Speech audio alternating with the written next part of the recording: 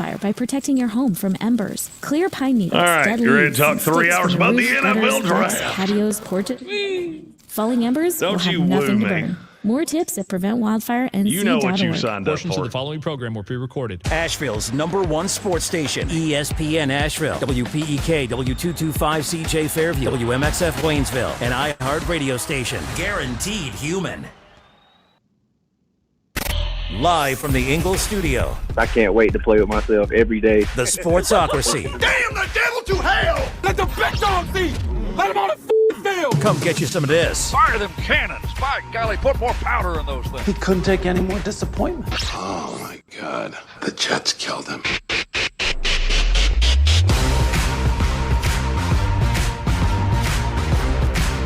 And welcome into the Sportsocracy on ESPN Asheville, 92.9 FM, 880 AM, 1400. The Sportsocracy, heard everywhere you go on the iHeart Radio app. We are seen everywhere on YouTube. Just go to thesportsocracy.com, click the live video link, subscribe to the channel, join us in the chat. That's the best way to get in touch with us immediately on the program. It is a wide receiver ranking Monday. Welcome in. I mean, here's the thing. We got to do it at some point. We We got a long way to go. We got a short time to get there. Draftmas is just around the corner, and this is the one that I had prepared for today. So, hey, Jeremy, how'd you pick this one? Because it was the easiest one to do, because I'm in Greenville. And there's a bunch of them. There's a whole bunch of wide receivers to be on the lookout for in this NFL draft. If you need a wide receiver for your team, this class goes deep. If you can't find one in this class, you probably should you just start running the veer. Because if you can't find one here, you're not going to find one anywhere. Right. How's your bracket doing? Not bad. Florida didn't help, but I did have them losing in the Sweet 16 anyway. Well, that's good. I still have all 8 Elite 8 teams. Vis-a-vis, I still have all 4 Final Four teams. So I feel pretty solid. You should. You should. A lot of people lost a Final Four team when Florida went down. Seen a lot of Kansas. A lot of if you believed in Kansas, that's on you. 100%. There were I mean, you can't even count on Kansas for their players to show up every game. I don't understand how you can. I judge you less for believing in Sasquatch than I do believing in Kansas. It's going pretty well for me. I'm in the 99.5 percentile on the ESPN bracket challenge. I'm currently tied with Jay Billis. That means you're actually ahead of me. At 530 points. I think I'm at 500, 510, something like that. Max, my max took a little bit of a hit when Florida went down because they were one of my Final Four teams. So there's that. But, I mean, I feel pretty good for, somebody who's just kind of watched basketball throughout the season other than the Tar Heels. I think that's my secret moving forward is that I'm just not going to watch anything because this might be the best bracket I've ever done. It could be. I ended up with 2. I've got 2 perfect brackets. I've got the Midwest and the East. I haven't missed one in either of those brackets. But I made a mistake with Florida, unfortunately. My overall mistake is going to end up biting me in the end because I do have Iowa State as the national champion just because I got to that point in the bracket and went, you know what, I'm not putting Duke in here. I'm just not going to do it. So I wanted to be different, so we'll see how it goes. Don't like my chances, though. I will say I did see 2 of the better games I've ever seen in NCAA tournament history over the weekend. St. John's, Kansas was absolutely insane. Vanderbilt, Nebraska is the best 4 minutes of basketball I've seen in 10 years. Yeah. And I don't know why Nebraska travels as well as they do. If you have to play them in anything, good luck. Mm-hmm. There were 34,000 people in that arena. I think 31,000 of them were wearing red.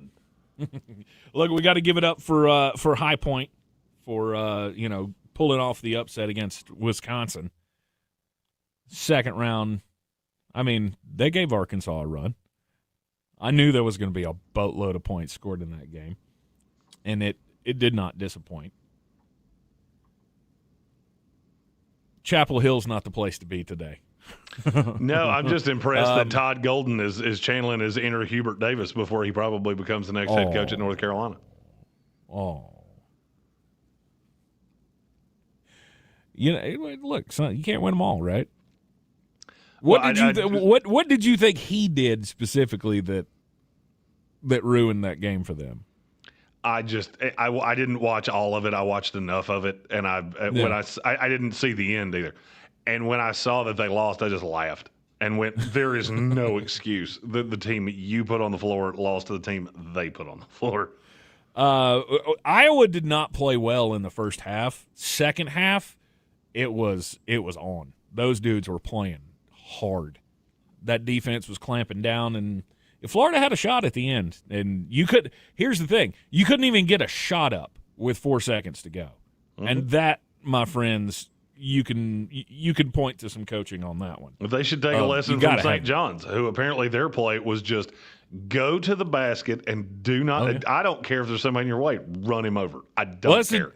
It's the genius of Rick Pitino, because he knew they wouldn't be focusing on him, and and I don't even remember the kid's name. Darling drove to the basket and just went no guts, no glory. I mean, you're either getting the foul or you're going to get the shot up, and they were not prepared. They were not prepared for that play. He lived by the Jeremy Green rule. You're either going to throw a drink in my face or we're going to get up with the get down. There's no in between. Let's go. Right. I think the tournament's been fantastic so far. And coming up on Friday, don't try to contact me on Friday evening, because it's not happening. Between Duke and St. John's, Michigan State and UConn, you'll also have Michigan and Alabama, and Tennessee and Iowa State. Forget about it. Friday is I'm incommunicado. That's a no night. I will be at home with my television and a cold domestic light. No doubt about it. Anyway, so I hope your bracket's going well. Hope you're up there in your bracket games. All for fun, of course. All for just gets and shiggles. Yeah, I don't have a house payment riding on the NCAA tournament. Yeah. Who would do that? No. Not in any of those nefarious brackets where you can win $40 gajillion. At least that's what I tell the IRS. Right. All right, the wide receiver rankings for the 2026 NFL Draft. The Eagles Living the Dream Tour going to round up another season in just a few weeks, going up to Pittsburgh, Pennsylvania for the big evening. And there are going to be a lot of wide receivers whose names are called on the first night especially. I don't know that I agree with you on the first night especially. Really? Okay. I keep hearing people say, "Oh, we could have 6 receivers in the first round. We could have a kicker, but we're not gonna." I mean, it's free to say stuff. I'm telling you, once you get past that first 4, there's a pretty significant drop off. Mm-hmm. Now, then you get into that second tier, and that second tier is, I don't know, 20 guys. So I've read this book before, where you have, I don't think any of the high-end guys are elite. Do you disagree with me on that at all? You mean as in Jackson Smith and Jigba all-time contract elite? No. Yes. I do not. If I told you there was one in this class, who would you bet your money on? I don't think we're going to say the same name. I want to say Carnell Tate, but it's probably Tyson. Yeah, Jordyn Tyson's the name that I would say. Mm-hmm. Because what I see in Jordyn Tyson is he could be JSN level good. Because I'll be honest with you, I kind of see some Jackson Smith and Jigba in his game. The thing is, his medical still scares me to death. Mm-hmm. And I don't know exactly where he's going to play. This is one of the things that, the Dane Bruglers and Todd McShays and we kind of disagree on this. If you give me a high-end guy like Jamar Chase that can play in the slot, he can play outside, he can play against man, he can play against zone, that guy's just not of this earth. Then we get into this like second tier of receiver like that where, yes, they can play in the slot, they can play outside, but are they plus at any of it? Because I think Jordyn Tyson is plus at some of it. But I still have a pretty narrowed-in idea of what I think he's going to be. In fairness, I said the exact same thing about Jackson Smith-Njigba, who as of today is a very, very, very rich man. Mm-hmm. Did you see the contract he got? Yes, I did. It's I've got it pulled up here somewhere. Oh, I'll save you. It's $168.6 million. Right, over 4 years. Highest paid wide receiver in NFL history. The deal averages $42.15 million a year and includes $120 million of it guaranteed. So there's that only real loud $48 million. That real loud obscenity you heard if you're in the United States was the Los Angeles Rams going, oh, shoot. Mm-hmm. If you paid him $168, now we got to get Puka $175. Yeah. And you will. The numbers are going to keep just getting astronomical. Because he's at 42, and that's $2 million more per year than Jamar Chase got. Jefferson's at 35. CD's at 34. Restructure's coming. George Pickens is sitting around going, Jera. Jera, I believe we have a discussion coming ahead, and you're not going to like the way that it goes. Yeah. The market will get reset, next year with Puka? Or is that this offseason that they have to do that? He's entering the final year, so I'll be shocked if we get to September and that's not done. Right. Wow. Guys like that just don't hit the market. So receiver. it's one of those things of you can fight over dollars and cents all you want to. That guy's not hitting the market. His agent knows it just as well as I do. See, to me, those negotiations should take no time whatsoever. Sit down and go, all right, what do you want? What's your number? What's the highest number that we've seen? Let's meet in the middle and we'll all have a hunky-dunky Christmas. We all walk away as friends and nobody's upset. Right. So the number one wide receiver in this class is Carnell Tate, correct? For me, it is, but probably not for the reason that you think. Carnell Tate's the cleanest of the top four. Look, Tate's not without his negative. I mean, because 4.52 is not really what I wanted to see him run. Mm. Now, there's some dispute as to whether maybe he leaned, that the hand timing was 4.48. I'm not going to lie to you. None of that really means anything to me. Mm-hmm. Because the number he ran reflects what I saw on tape. He's not a burner. And everybody talks about, he had so many, big plays his last year at Ohio State. If you go back and watch those, they're not as impressive as you think they were. He had 11 deep catches, which I think is over, I want to say deep catches is over 30 yards. 30 yards, okay. It's either 30 or 25. I don't remember which one. Mm-hmm. But if you go back and watch those, there were a lot of busted coverages. There was one against Minnesota. There was one against Wisconsin. There was one against Penn State. And then you go back and watch the tape against Miami. Miami, who, by the way, has 3 corners that are going to get drafted in this class. And he was irrelevant. Now, largely everything for Ohio State was irrelevant against Miami because they just didn't play well. Mm-hmm. That's concerning to me. Because when you get to the NFL and you go up against the Devin Witherspoons of the world, I don't know that he can separate from those players. I'll tell you what gives me some hope with Carnell Tate is that the Los Angeles Rams have the 13th pick in this class. Because I do see a path that they see him as Devontae Adams. If you tell me Carnell Tate is a 2, he's going to be a stud. and I mean T. Higgins level, true 1B, I think he can be a really good player in this league. My fear is that the Cleveland Browns, I think, have brought in every receiver. I think they brought in a kid that plays at a community college somewhere because they're so dedicated to adding weapons for Shedeur Sanders.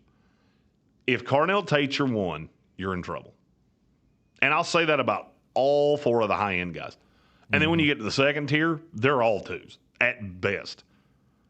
But they can be really good twos. Mm-hmm. Tate is my one because I don't see any way. There's nothing about him that screams at me, this is why he's going to fail. Carnell Tate's going to be a 10-year wide receiver in the NFL. I cannot find a way that he's not. If somebody's got one, I'd love to hear it. Because I just don't currently see it. Barring injury, it's one of the only things that scares me about some of these young wide receivers is that they take a lot of chances, or at least did in college, that I feel like could get you injured in the NFL, jumping over people and, trying to do the impossible. I mean, but that's the only thing that scares me is that sometimes he's a little reckless. Well, look, there's three ways you can look at injuries with guys, and it depends on what you've seen out of them in college. All right, you get the guy that has a serious injury history. It tends to be receivers that have that basketball player build, and that's Jordyn Tyson. We're going to talk about him real soon, I promise. Those are what we would quantify as a medical red flag. His medical came back clear. There's no nagging injury. There's nothing that has a high factor for reoccurrence. That doesn't mean that there's nothing in the medical that makes you go, "Ee." Then you have guys that were completely clean. And yes, anybody can get hurt, but there is absolutely nothing in the body frame, in the history, in this player's career that scares me injury-wise. Mm-hmm. Unfortunately, that's not Carnell Tate. Carnell Tate falls into that middle tier, that meaty clackers, which you get out of probably 60% of wide receivers, which is I saw an injury. It was this year with the calf. The frame on him he's not as big as people think he is. I kind of laugh when we talk about thin receivers. No, Zachariah Branch is a thin receiver. Mm-hmm. Carnell Tate's a 6'2" guy that probably should eat a steak. But it does concern you when you go from a college schedule to an NFL schedule. You go from a college offseason program to an NFL offseason program. Could he wear down by the end of it? I actually think that's probably the biggest fear with Carnell Tate because he's a good route runner. He's big. I mean, I've compared him to Jericho Cotchery about 500 times because that's who he reminds me of. You get a good, accurate quarterback, and that kid is going to be their absolute safety blanket. The problem is that I keep looking at teams that are up in the high side of this class, and if he gets past Kansas City and the Rams, there is almost no shot he's going to be playing with a good quarterback. Mm-hmm. And a bad quarterback will make this kid look mediocre at best because he's not going to separate particularly well. No. You don't. I say this with guys in the Big Ten all the time. You don't get to play Rutgers and Purdue in the NFL. Mm-hmm. So those big sweeping, oh my God, we lost Carnell Tate, that doesn't happen. And when you take those big chunk plays away, you don't see a lot of a deep threat with him. Now, number one, that hides a lot of the good. Mm-hmm. So, I mean, look, it's the number one receiver in class. You know I can sit here and talk about him for 25 minutes. Right. He's big. He's physical. He's got good hands. I just don't think he's a true natural one, but there's very little bust in him. Right. Number one in the class 2026 wide receivers in the NFL draft, Carnell Tate. Yeah, we'll talk about that other guy coming up next here in the Sportsocracy on ESPN Asheville. This season isn't a all right, we're clear. Reminder that champions don't disappear. They reload. And the 2026... That's right on. I need to. Ready. And Acuna swings a mighty bat. That thing is way. Yes. Chopping toward another playoff run. Sale, Strider, and Schwellenbach. Acuna, Albies, Olsen, and Baldwin. The Mountains' home for Braves baseball is ESPN Asheville. Proudly brought to you by Jacksonville. We honor the biggest stars from all genres of music that you loved listening to all year long. Don't miss our 2026 iHeartRadio Music Awards. Watch live on Fox Thursday night starting at 8 p.m. And listen on iHeartRadio stations across America and the free iHeart app. Trashy is a proud partner of the 2026 iHeartRadio Music Awards. This spring, turn your closet clutter into rewards with the Take Back Bag. Learn more and get started at trashy.io. This is J.W. Whitley, General Manager at Parks Ford of Hendersonville. Our value of urgency, timely, responsive, focused, prioritizing you as our customer and the community that we serve to do better, be better every day. That's the Parks Promise. Experience the Parks Promise today at parksfordhendersonville.com. It all started with a bracket full of dreams. And soon, one team will cut down the nets. College hoops are in the spotlight and have everyone talking. You think you know what's going to happen, but it never goes as scripted. Lock in Fox Sports Radio is your number one preset on the iHeartRadio app for the hottest takes, biggest interviews, and complete coverage. Plus, binge on-demand podcast for more coverage like Good Game with Sarah Spain. Basketball, and more basketball. Search college basketball on the iHeartRadio app and listen now. Some people won't give you the real talk on drugs, but it's time we know the facts. Fentanyl is killing people. It's a powerful opioid, often made illegally and commonly mixed with illicit drugs. It can even be pressed into counterfeit pills that resemble prescription medications. Just 2 milligrams, about the size of a few grains of sand, can potentially be lethal. This isn't an ad to scare you, but it is an ad to make you think twice. Get the facts. Go to realdealonfentanyl.com.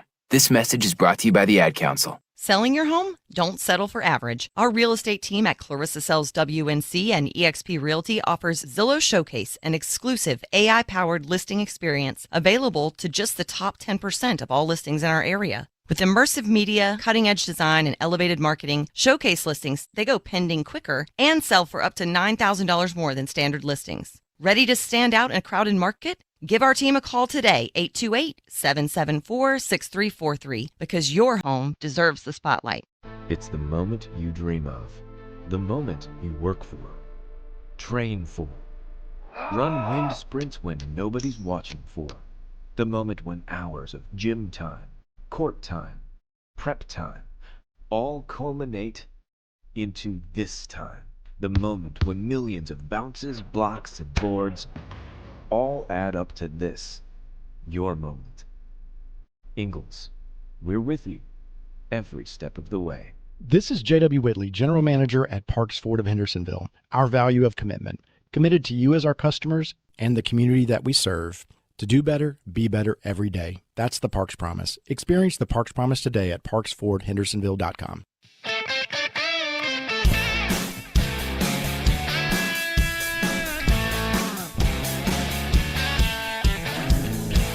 The Sportsocracy. The ceiling is the roof. Let's make it happen. Let's keep moving forward.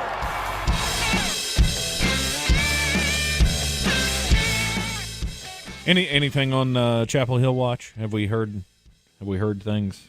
Well, it won't be Wes Miller because he was just named the new head coach of Charlotte. Well, shoot. So the best shucksy doodles. The best of the Carolina family is out. So if you want to keep up that Dean Smith connection, guess you're going to have to go with Jeff Lebo. Let's not do that. We're not going Jeff Lebo. I'm pretty sure it's not Kenny Smith. I saw that floating around out there. It's not Sean May. It's not Marcus Page. No. You got to go big. You have to go big. The Carolina you have to steal search somebody. It will go through 3 names. They'll call Dan Hurley. He'll tell them to fly a kite. I'm not sure Dan Hurley wants to keep coaching anyway. Mm-hmm. He's certainly not going to move. I would say the next call is probably to Brad Stevens. I don't know what he'll say. I know what I think he'll say. And then if that doesn't work out, you go Todd Golden, and away you go. Yep. Nate Oates. That's a popular name. I don't know that that's the one they're going to call. Well, there's a call going to be made. We just don't know when. I mean, all signs point to this is not going to end well for Hubert Davis. There will be an amicable split. It'll be, I've realized it's time for me to step away, blah, blah, blah, blah, blah. We know how this is going to end. By the way, Hubert Davis Live tonight has been canceled. There will be no Hubert Davis Live tonight. That's I believe that's what we call a sign. A little bit of a sign. I got that email about 9:45 last night, so that'll tell you how things are progressing there in Chapel Hill. Text messages in programming, like Tank and I are in, are a lot like text messages from your girlfriend. There are certain times that you see them come in and you go, uh-oh, that's not good. Mm-hmm. Don't like that she texts me at 2 o'clock in the morning. That's not going to go well for me. No. Because she doesn't ever text you at 2 o'clock in the morning to say, hey, we're great. I didn't do anything that you're going to be upset about. According to my sources, I'm inferring that there will be a change in Chapel Hill. We just don't know who it's going to be. As Jeremy said, Wes Miller is coming back to the state of North Carolina, former UNC Greensboro head coach and, of course, national champion with the Tar Heels, has taken the head coaching job at Charlotte. So maybe Charlotte can – Was it surprising to you that Charlotte got into the tournament or that Queen's University got into the tournament before Charlotte did? Because it was kind of surprising to me. No, because Queens College, I think, plays in a cattle conference where they play a bunch of schools that have cow tipping as a major. Also, I find it funny that's probably the one time Queens will ever. Did you know that they're 100%. Merging with Elon? I did not. Queens and Elon are merging into one school. Interesting. And now I don't know what they're going to call it. Because everything that I came up with is not something you could say on FCC radio. So I'm not going to. I mean, I don't know much about Queen's University, but I would imagine that Elon's probably got way more money than they do. A private Christian university that's been around for forever. I would probably say they're just absorbing. It's going to be Elon Charlotte campus. Probably. Yeah. Anyhow, back into the 2026 NFL Draft wide receiver rankings. Actually, we have a super chat that we need to get to. Show me the money, money. Show me the money. It's from Great North Sports. This is the official fantasy draft guide. First edition, including the rookies, is in the Mullet Man's inbox. More details on how to get it soon. See you in the Berg. We can't wait. I took a gander at it in the break because I had not seen it. This morning, we'll say this morning did not quite go my way. In terms of getting here, was not as fun as it could have been. Right. So I actually hadn't seen anything until he sent that. I just checked it out. It's very, very good. It's very good work, as David always does. David is one of those people that I never have to worry about. Like, if we talk about something, he's like, I'm going to do this. I know beyond a shadow of a doubt he's going to kill it, and then I just have to make it look pretty. And then I can throw it in the – Bill Workman's the same way. If Tank had more than 6 seconds a day, he would be the same way too. But now, possibly. First news on 570 with Mark Starling and Tank Spitzer. So yes, his time is cut even more than it was before. Oh, but this is a good time also to say, by the end of the day, if you go to NFLdraft.net, the link for the purchase of the 2026 Mullets Draft Guide will be live. The book will be available April 13th. There is a pre-sale, and it's about half price. Mm-hmm. Gambit fan, I like that. He said, time is for the jobless. Okay. Solid. That is solid. Look, I slept an hour last night. I had to drive an hour down here. I have an hour drive tonight after my show. I left my house about 7:15. I'll see it about 10:15 tonight. Yeah. We'll take that bottom of the hour break. When we return, we'll continue with the 2026 NFL Draft wide receiver rankings. It's a close one at the top. Carnell Tate, number 1.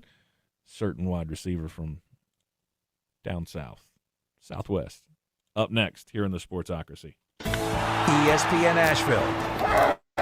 We're clear. Your mountain weather forecast. Thank you. As we climb into our Monday afternoon, a stuff gusty today. north breeze tells me I it would runs say we through in can. low 60s for Okay. tonight in the mid-30s. Much colder air continues to push in behind the front.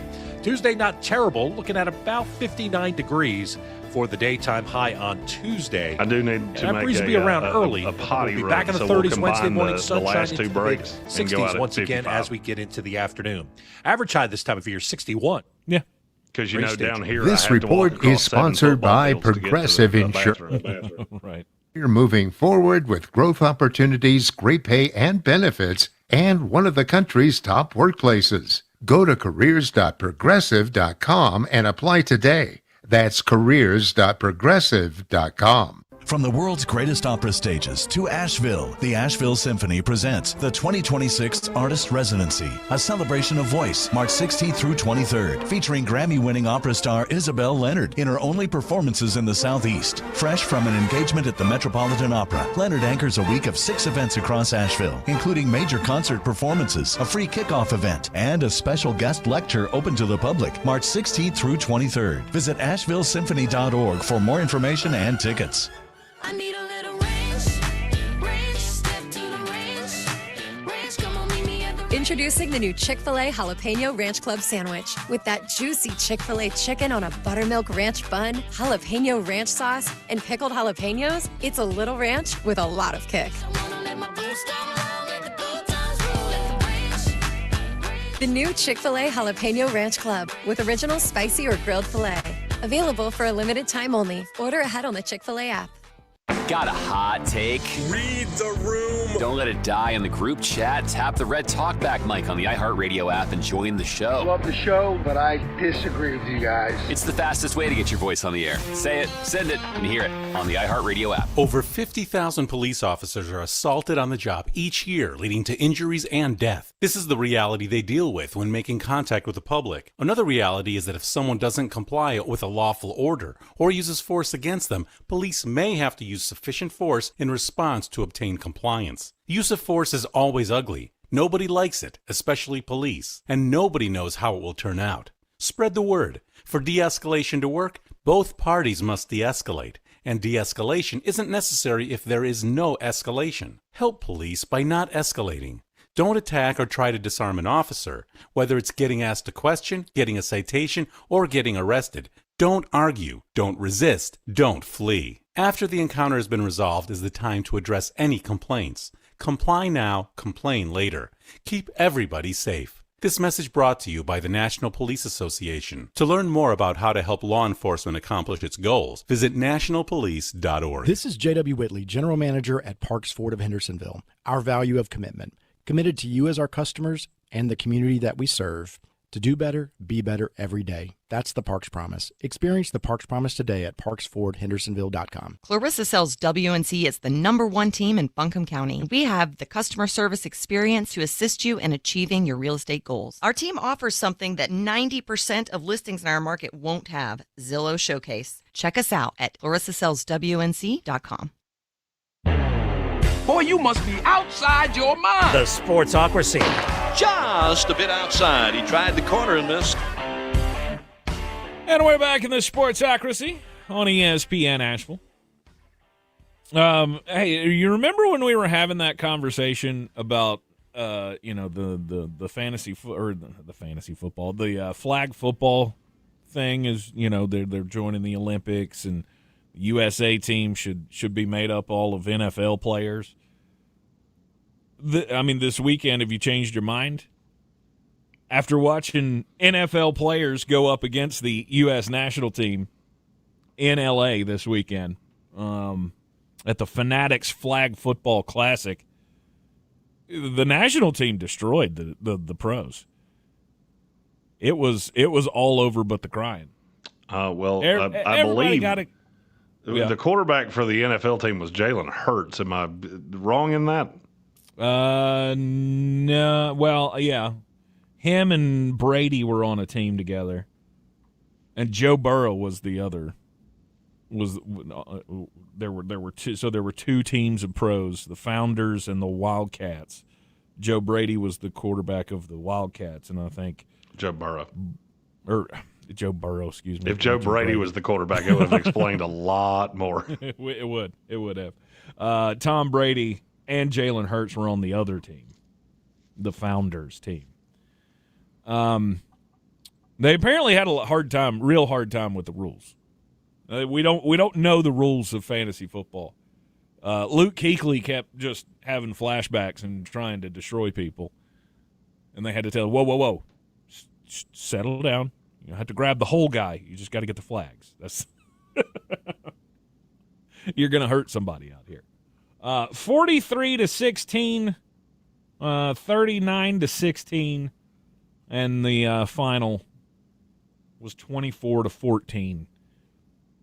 The U.S. national team beating the Founders twice in the round robin tournament. So there was that. Yeah. I had to wash my hair. Just missed. You just couldn't make it out. I didn't even know that was happening. Too long. I knew it was happening. Too long. Didn't read. Didn't care. I did not care. I was actually way more involved in my story, which should tell you everything you need to know about how much I cared about flag football. Okay. Over the weekend, there was a tweet that went out that said there needs to be a John Rothstein for the NFL draft. Someone who says things like, I didn't watch the Super Bowl because I was studying the tape of this fullback from Tarleton State. Daniel Merriman nominated me. Nice. Which, Daniel, I give you thank you for nominating me. I've never missed a Super Bowl. However, I did once miss the birthday party of a close family relative to watch tape on a UTSA kicker that I had never heard of. And that day was yesterday. And that kicker's name is Jaffer Murphy. Did you see any of this? I saw that he ran like a 4.47 or something at his pro day. He ran officially a 4.50. Okay. He made 12 of his 13 field goals and even made one from 70 yards. Yeah. Awesome. So I'm going to need people to sound this out. I tried to find tape of this kid. Mm-hmm. And what I discovered was there's not any because he kicked at Lake Erie College. He transferred to UTSA. He had played soccer at Lake Erie. Transferred to UTSA. He was their kickoff specialist. So I need people to sound this out. Like, I got sent this kid about 15 times yesterday. He couldn't beat out the kicker at UT San Antonio. And you think because he made a 70-yarder on air and he ran a 4.5 40, now he's going to be an NFL kicker. No, he's not. You never know. No, I do. No, I do. Does the name Kari Vedvik mean anything to you? Because it should. We did this. We actually had this kid. His name was Kari Vedvik. He kicked for the Ravens, the Jets, and I think he played for somebody else. And there was really only one problem. If you put him in shorts and let him kick against air, you would think he was the second coming of Adam Vinatieri. Mm-hmm. When you put, I don't know, a block team out there, he very quickly became Terry Vinatieri. Don't fall for this. I get it. Kid's got a big leg. He's probably got a future with Dude Perfect. That's the extent of it. First of all, don't draft kickers. I've said that 1,000 times. I'll say it 10,000 more. Mm-hmm.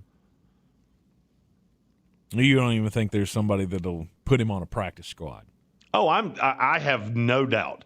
He will find his way into a room solely for a tryout. And then he'll be quietly not signed, and you'll never hear from him again. Oh. He can go hang out with that other guy. That there's another guy that does that on. I see his videos all the time on social media. Yeah, you ever notice nobody signs him either? Well, I mean, because it's adorable that you can kick a football on air. There are a lot of guys that can do that. That one guy got a contract with like the CFL or something for 3 games. Yeah, I mean, you know who else? You know who else gets? Maybe Jaffe can do that. You know who else gets contracts in the CFL? Retired Mounties. Hey, Daryl the Mountie looks like he could play linebacker. Let's let him go to the Saskatoon Muskrabbits. Muskrabbits? Okay. All right. They have a lot of musk varmints. Muskrats. Muskrats, yeah. What's the other musk? Musk Moosin. I don't know. I don't know what it is. 2026 NFL wide receivers. All of the receivers that we'll talk about here have way more opportunity to be in the league than Jeffers or whatever his name was. Now I've already forgotten it. I closed the story. Jaffer Murphy. Jaffer Murphy. I mean, I will give him credit. He will probably be on the all-name team. I doubt there's a kicker out there with a better name than Jaffer. There's not a Dicker the kicker in this class. No. Yeah. The number 1 wide receiver in the 2026 NFL draft class is Carnell Tate. How close is Arizona State's Jordyn Tyson to him? Grade is 1/10 of a point in terms of overall ranking. There's one player between Carnell Tate and my second wide receiver, which is Jordyn Tyson from Arizona State. The injury history is the biggest knock against him. He's completed 1 season. That's it. He's been hurt every other season. And that is, for me, that has to play in. Yes. You know, as I'm drilling down into this, you got to look at the fact this kid's been hurt and go, that's got to hurt you. Now, if we're talking sheer talent, he's the number 1 receiver in this class, and I don't know that it's all that close. That's why I told you, if you told me there is one, no doubt, number 1, you know, somehow you do the Back to the Future thing and you can see everything that happens for the next 30 years. If you tell me there's one in this class, I'll bet you anything you want, it's Jordyn Tyson. Because he's the only one I see star out of.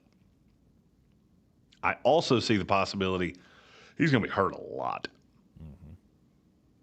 I mean, he is the definition of a basketball player build.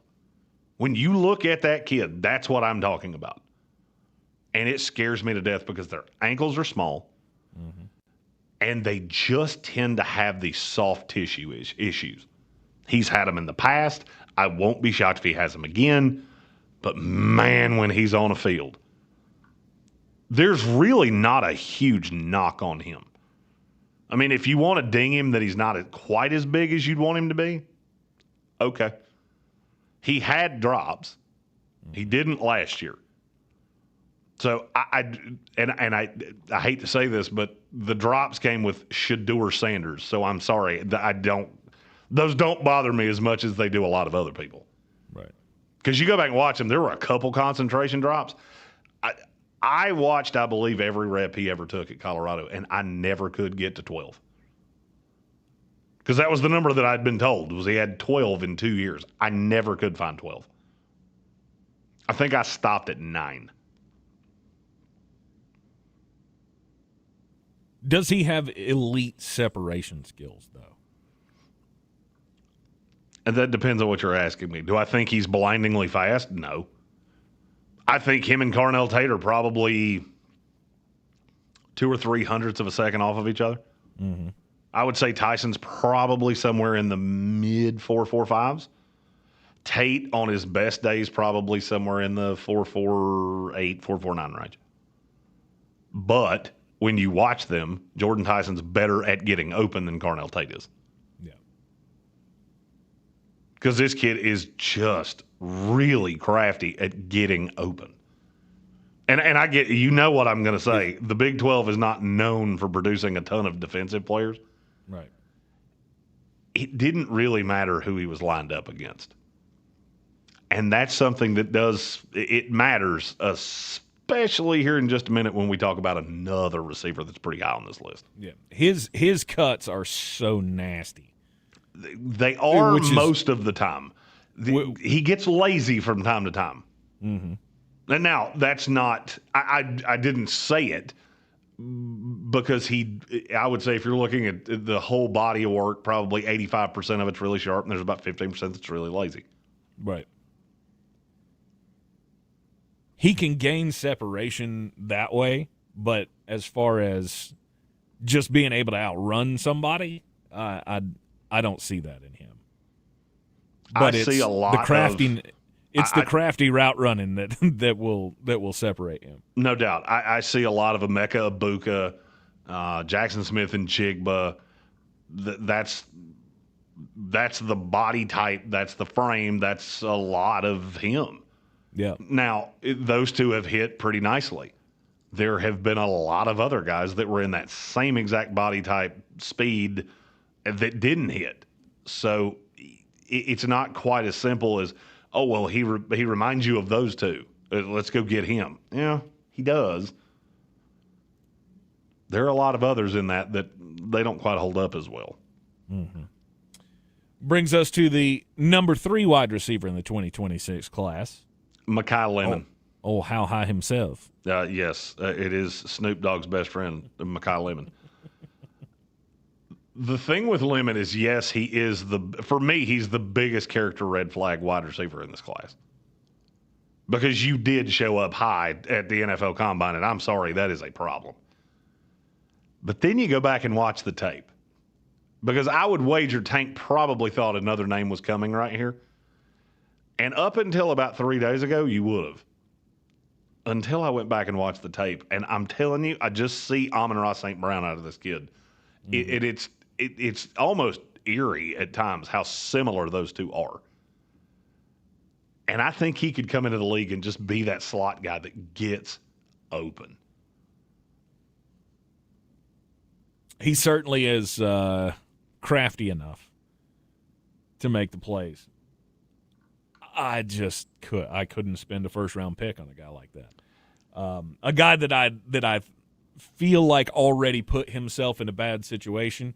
Because, look, I don't know what his state of mind was at the Combine. However, I have known a lot of people who like to, do crimes. And that's what it looked like to me. Hell, I work with one every day. So there's either one of two things is true here. Either you were, and that's a bad position to put your new employer in, put yourself in, going out in front of the media when you're supposed to be on top of your game, you hurt yourself in that scenario. Or two, you weren't and you were just acting like it, which doesn't make any damn sense to me, but it's very concerning to me. Oh, I got news for you. He was either higher than Senator Socks, or he is the creepiest individual I've ever met in my life. Right, and that's because I'll be honest with you, if you drug tested that kid and you told me, nope, he's not, it would be just like Adam Gase when he had that press conference with the Jets. If you told me he's not on something, then he's just straight up weird. Yes. And I actually think I like it better if he was on medicinal crimes. Now, here's the thing. If you can control that, I don't care. I really don't. Sure. There are way bigger things that can be a part of somebody's life that scare me more than, a little recreational cannabis use. No doubt. But then, the problem with that is that I still remember Justin Blackman. Mm-hmm. And Justin Blackman could not control it at all. He had no ability. He had no, whatever that thing is that tells you right and wrong, I should do this, I shouldn't do this. Justin, it did not exist in his head. It's called maturity. It is, but I mean, and you can simplify it down that way. Mm-hmm. For me, you would have to be so blindingly immature. I mean, you do it for years. Mm-hmm. That is what scares me. I think that's the only player I've ever evaluated that was. I mean, even Ricky Williams could control that to a point, and he did for years. Then we hit a point where it didn't. Josh Gordon, same thing. Right. You came to a job interview just out of your mind. That scares me to death. Mm-hmm. Now, I would be remiss if I didn't point out that Justin Blackmon went to the Jacksonville Jaguars. Josh Gordon went to the Cleveland Browns. And Ricky Williams didn't show all of the things until he wound up in Miami. Mm-hmm. That's 3 train wreck franchises. New Orleans held it pretty in check with Ricky Williams. Mm-hmm. That's where I think there's hope for Lemon, is that I think he's going to fall into the lap of one of these really good playoff contender teams, and they're going to have a come to Jesus with him on the flight to their town. You want to do this stuff in the offseason? More power to you. Mm-hmm. Yep. But when it's time to go, it's go time. And we're not letting you use that as an excuse. And if that means that Ricky here, our former FBI agent, is going to have to follow you around like a tabby cat, so be it. Mm-hmm. That's your life now. Has it messed with his game before? No. Not that I can tell. That guy is absolutely sick on a football field. I just couldn't do it. He does I'll let things, somebody else do it. And I'll be honest with you, what really, what turned me to the point of I went, I think I can get over this. When I went back and watched the tape, and I can't remember now if it was Dane or McShay or one of those guys. One of them said something about how hard he competes, even when the ball's not coming to him. Mm-hmm. And I hadn't noticed it because what I saw of Lemon's one of those that watching him run routes is just intoxicating. He doesn't have – he's not quite Amon-Ra because Amon-Ra will beat you off that first step every single time. Yep. Makai Lemon doesn't always do that. But he's got really good hands. Not just catching the ball. He's got really good hands to use for separation, and he never gets called for it. Because he's not actually doing anything illegal. It's never a full shove. But he's just very crafty with how he gets open. But then I started watching him in the run game. I don't know that I've seen a 5'11", 190-pound receiver compete as a blocker the way that he did. Look, is he going to block linebackers? Not routinely. But you put him in the slot, he's not going to be a complete sieve. Right. He's not going to be the one that lines up with Avion Terrell on the other side of him, and Avion Terrell lives in the backfield. It's just not who he is. And I don't love taking slot receivers in the first round. You're going to see that as a big consistent when we get into that next tier of receivers. Outside of the character, I'm not worried about anything with Makai. I'm not worried about anything on field with Makai Lemon. It's all about what's upstairs. It's all about the maturity of the kid. Well, and the upstairs the fact is, if you're spending a first-round pick on a kid, the upstairs matters a lot. Bingo. That's exactly what I was getting ready to say. Well, I mean, if he can't hold up to the combine, how's he even going to hold up to the first week of being in the building? Mm-hmm. I mean, just think about it this way. I would say Makai Lemon's window opens at 16 with the Jets. Fact or fiction? Possibly, yeah. Can you see him going any higher than that? After the combine performance? Probably not. I mean, because the only one that I would have really thought about, I did think about L.A., but if you bring him to L.A., then now Puka's got to play outside because Makai Lemon is a slot guy. Right. I thought about Baltimore, but Zay Flowers plays in the slot. Right. That's really the only two that make any sense unless he goes to Kansas City, and 9 just feels really high. It does. So you open the window with the Jets at 16. The other places that I could see him landing in the first round, the Jets at 16, the Steelers at 21, the Browns at 24, the Bills at 26, the 49ers at 27, Kansas City at 29. I don't think he will get past Kansas City. You know what every team I just said, you know what they all have in common? What's that? They have a lot of media. And so when you show up in their town to do your little press conference on the Friday after the first round of the draft, guess what's going to happen? There's going to be a lot of cameras there. The last time I saw you in front of a lot of cameras, you wilted. You show up that way at the introductory press conference, you're beat before you ever touch the field. Because they'll crucify you for months on end of what did we do. Especially at 16 to the New York Jets. 16 would be bad. 21 wouldn't be great. Or you could show up completely straight and narrow, speak like a human, and maybe we take that as he made a mistake. You are in the Sportsocracy on ESPN Asheville, 92.9 FM, 880 AM and 1400. The wide receiver class 2026 NFL Draft is deep. We continue the ranking up next. ESPN Asheville. Clear. Sorry, I didn't mean to talk over there. Trying to keep you from saying as the we next climb receiver. into our Monday afternoon. No, you're good. North breeze I tells don't me have runs enough through time low to 60s for explain daytime this. highs. Tonight, the mid-30s. Much colder air continues to push in behind the front. Tuesday, not terrible. Looking at about 59 degrees for the daytime high on Tuesday.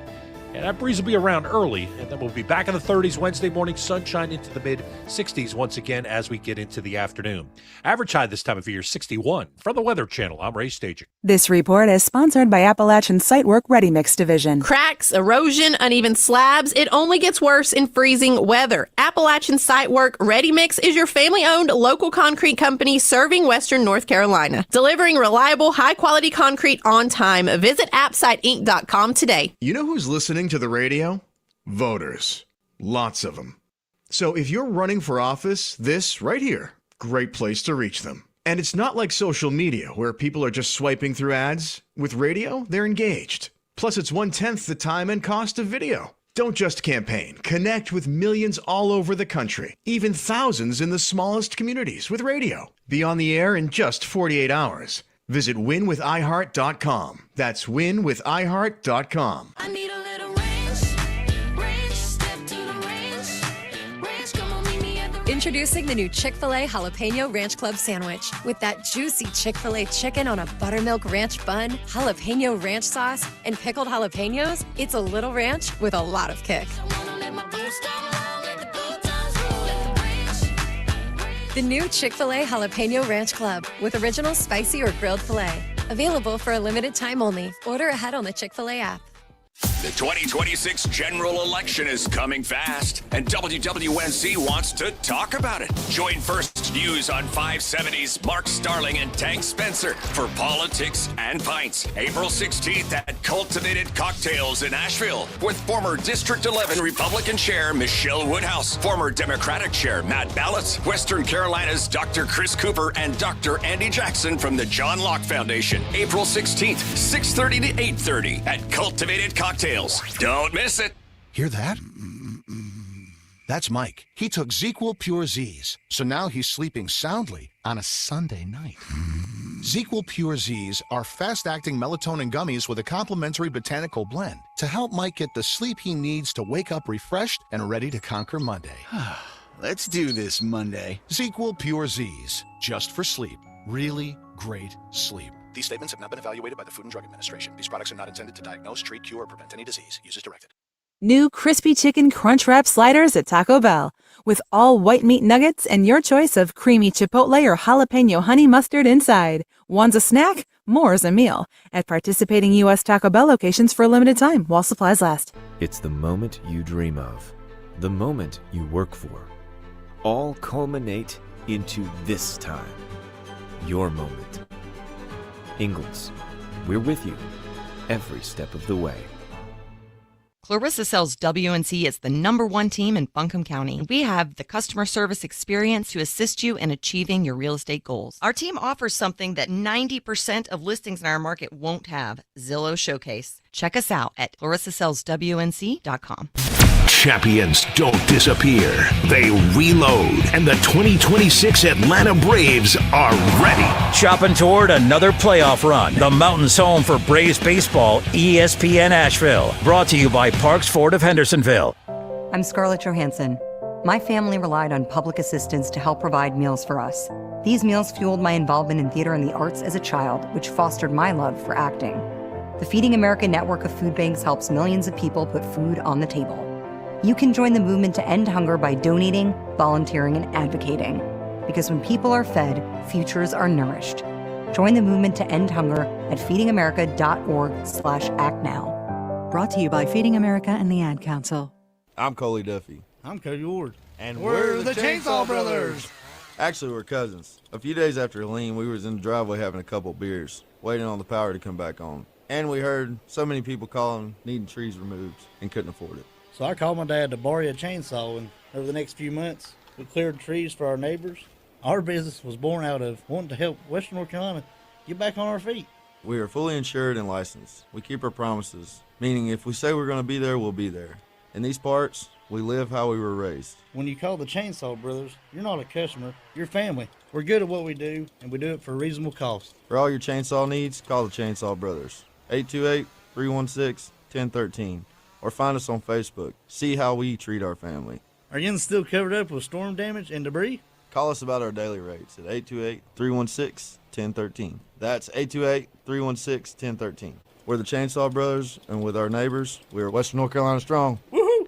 Do better, be better every day. That's the Parks Promise. Our mission, to improve lives with every interaction. This is JW, General Manager at Parks Ford Hendersonville. Experience the Parks Promise today at parksfordhendersonville.com. That's parksfordhendersonville.com. Asheville's #1 sports station, ESPN Asheville, WPEK, W225CJ Fairview, WMXF Waynesville, an iHeart radio station. Guaranteed human. The Sportsocracy. It fires me up, man. I love it. Say it one more time. The Sportsocracy. Shake it back! Beer City's best sports talk. It is gross. Just earlier. They are mature, actually. You just have to get to know them better. Your lunchtime dose of dumbassery. Live from the Ingalls studio.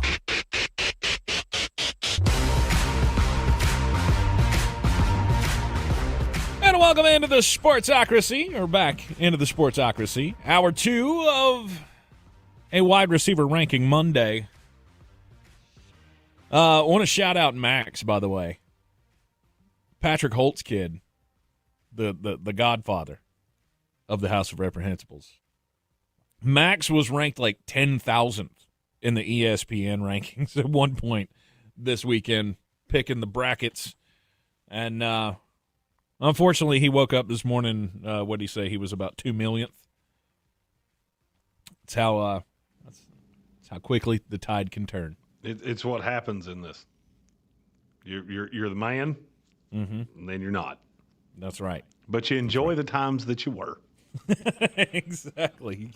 You just take that screenshot just so you can say at one point I was good at this, and then not so good after that. You screenshot that and you save it forever. Tank, we have breaking news. Oh. Who's gonna break the news? Who's gonna break the news? Who's gonna break the news? Who's gonna break the news? Mansour Delane, real fast. 4.35 at LSU's Pro Day today. Shoo. 4.35 pretty much cements he will go in the top 10. Mm-hmm. I think he'll go in the top 9 because I do not see any way he falls past the Kansas City Chiefs. There's no home thumb on the scale for that one. I mean, usually we discount fast runs at pro days, at least by a little bit. Let me put it this way. I just watched the whole thing from 3 different angles. At the absolute worst, that's a 4.4. Yeah. I'm fine with that. Because one of the biggest knocks on Mansour Delane was he's not crazy timed fast. Actually, yeah, he is. Bull excrement. Yes, he is. Man, he was booking. Yeah, he's flying. Yeah. As a man that I will go on a limb and say I have watched 10,000 individuals run the 40.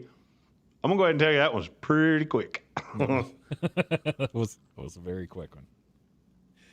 Mansour Delane boosting his draft stock with a fast run at his pro day. We're talking wide receivers today, the top wide receivers in the 2026 NFL draft class. Of course, the Ingalls Living the Dream Tour will wrap up in just a few weeks in Pittsburgh, Pennsylvania. 4 weeks from Thursday. Whew. That's how close we are, Tank. It's quick. It's coming up quick. Unfortunately, it's going to be an absolute blur all the way to it. I keep staring at my calendar going, something to do. Oh, no. That's only 4 weeks away. Mm-hmm. The wide receiver draft class headed up by Carnell Tate of Ohio State. Close in, but with an injury concern for Jordyn Tyson. Makai Lemon was 3. Number 4 in the 2026 NFL draft class, 2 at the NFL Draft Nerd, is who, Jeremy Green? Denzel Boston, wide receiver, Washington. There's a lot to like about him. And I know you like him. I like him. I do. I mean, he has a Mike Evans quality to him. He does. He's real big. He's pretty physical. Mm-hmm. And he's absolutely great at the point of the catch. He's also really, really good at the Mike Evans push-off. Mm-hmm. And I got to give a kid props for that. I got to give you props for that. Because if you can get away with that in college, it's a great, great chance that you're going to get away with that at the next level. Now we have to talk about the bad. Which is? How many Washington State, Illinois, Rutgers, Maryland, Colorado State corners do you think he's going to see in the NFL? None.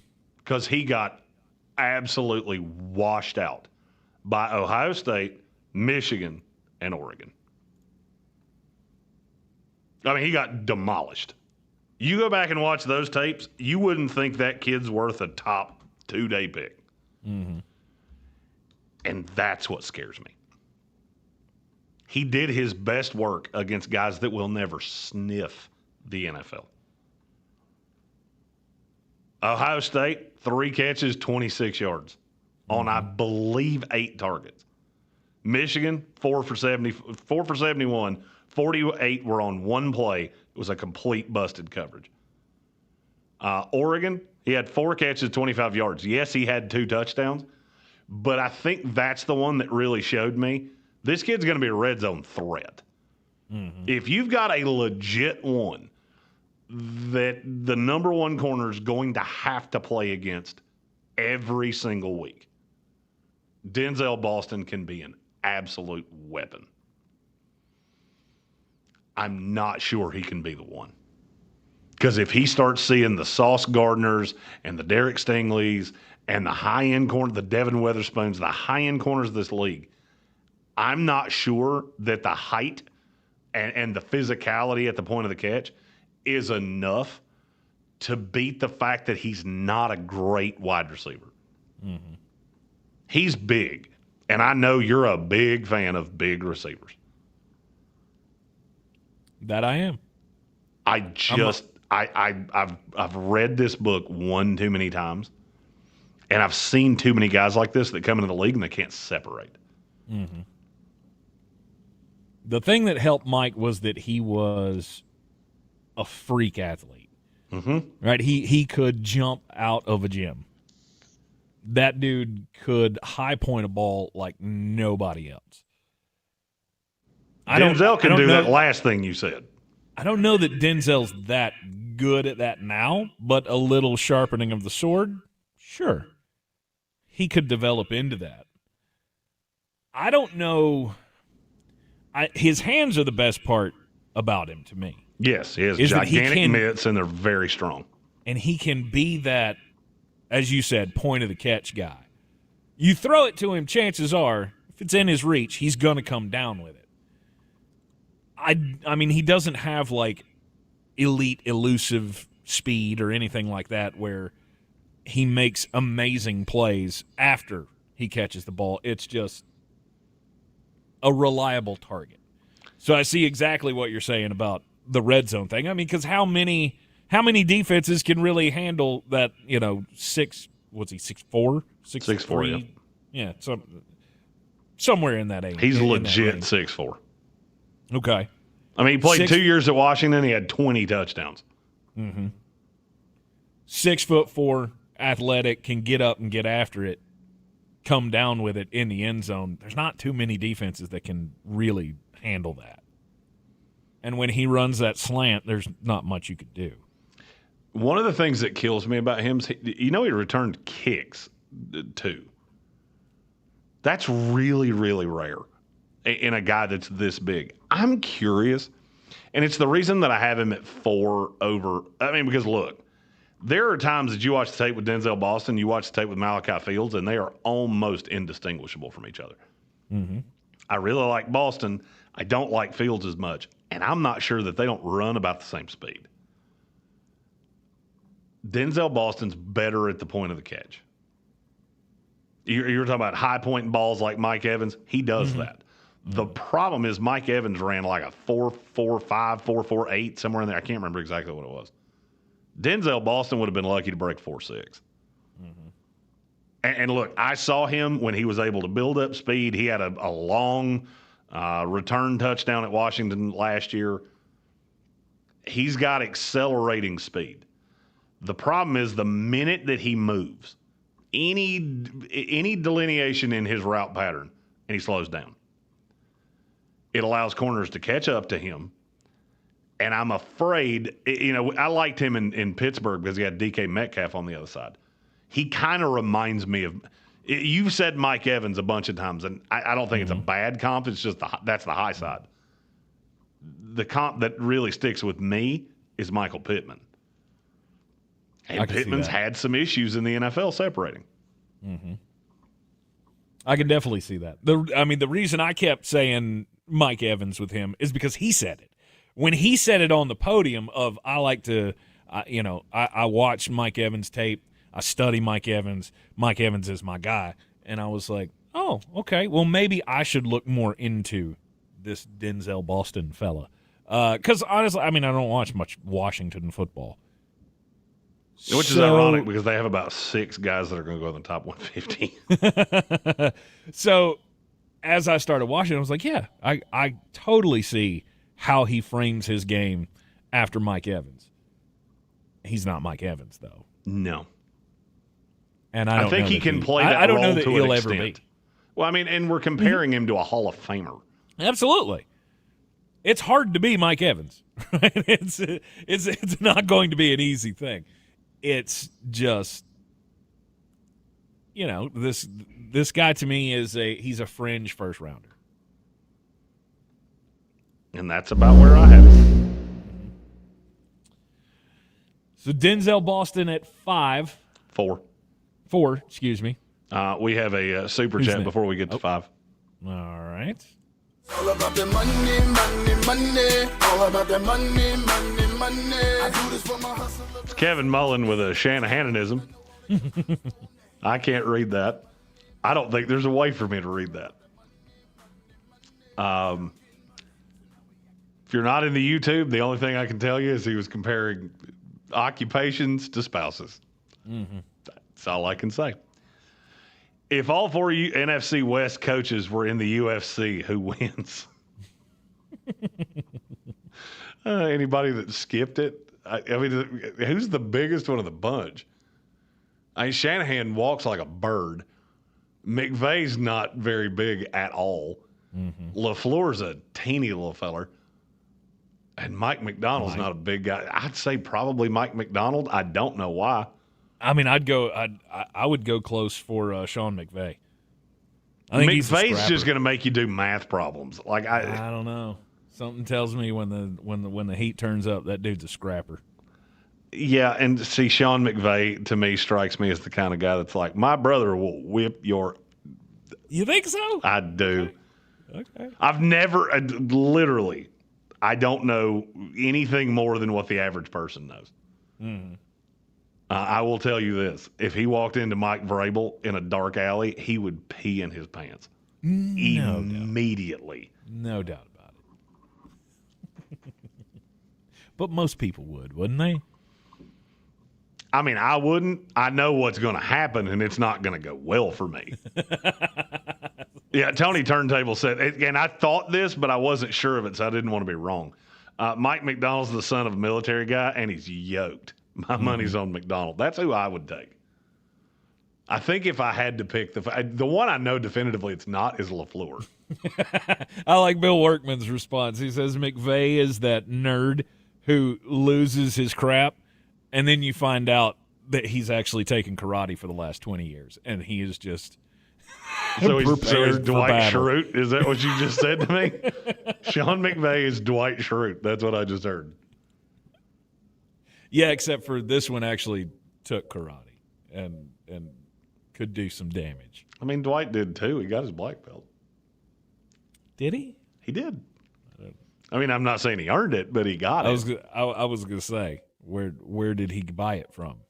Was it what was the scheme in that episode? I don't remember.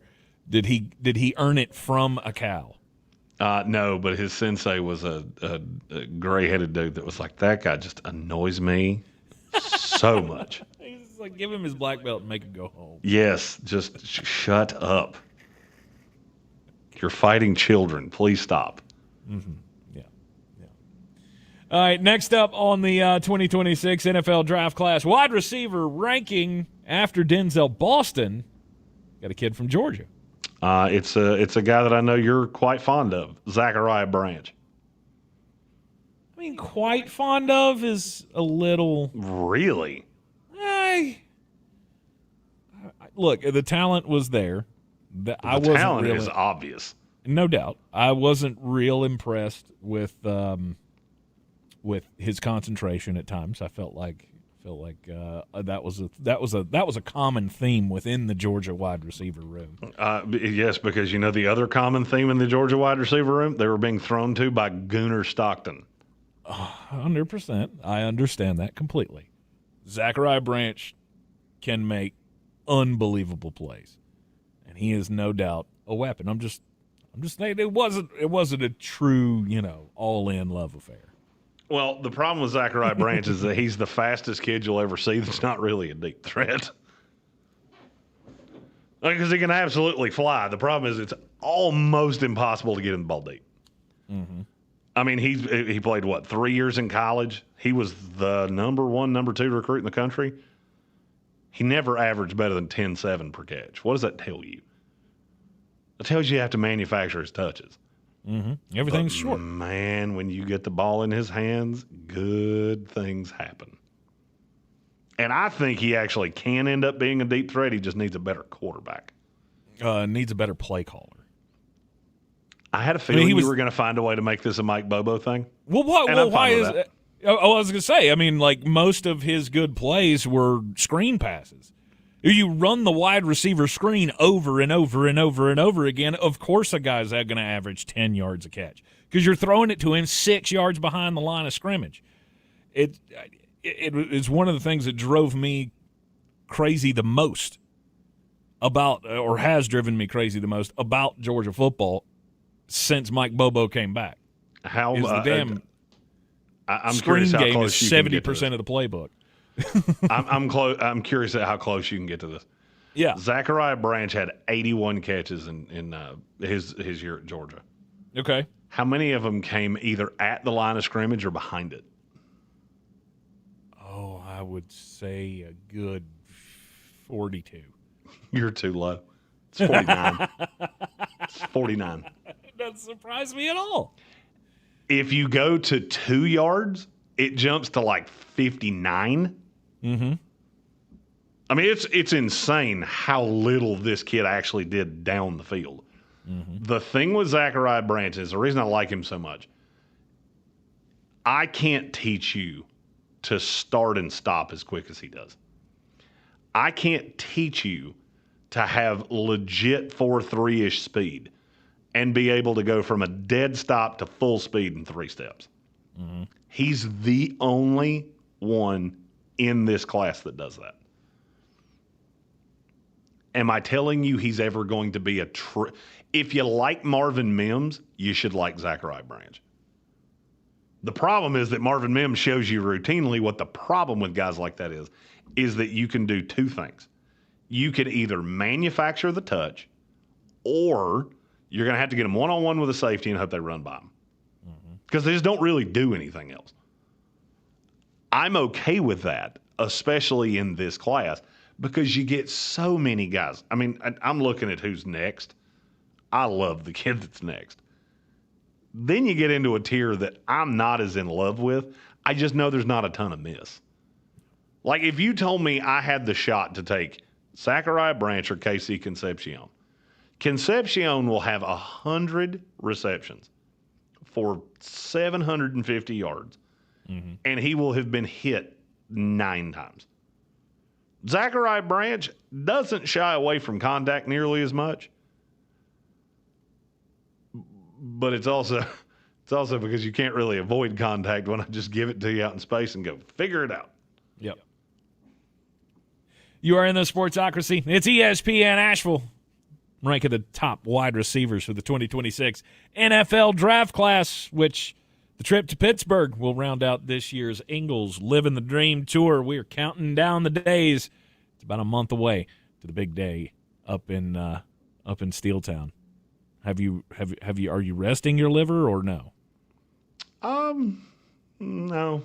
I mean, you got to get practice reps. I mean, you can't just go from a dead stop. You can't Zachariah Branch this and go from a dead stop to full speed for a week in Pittsburgh. And by the time we're done with this, we may have 72 people in this house.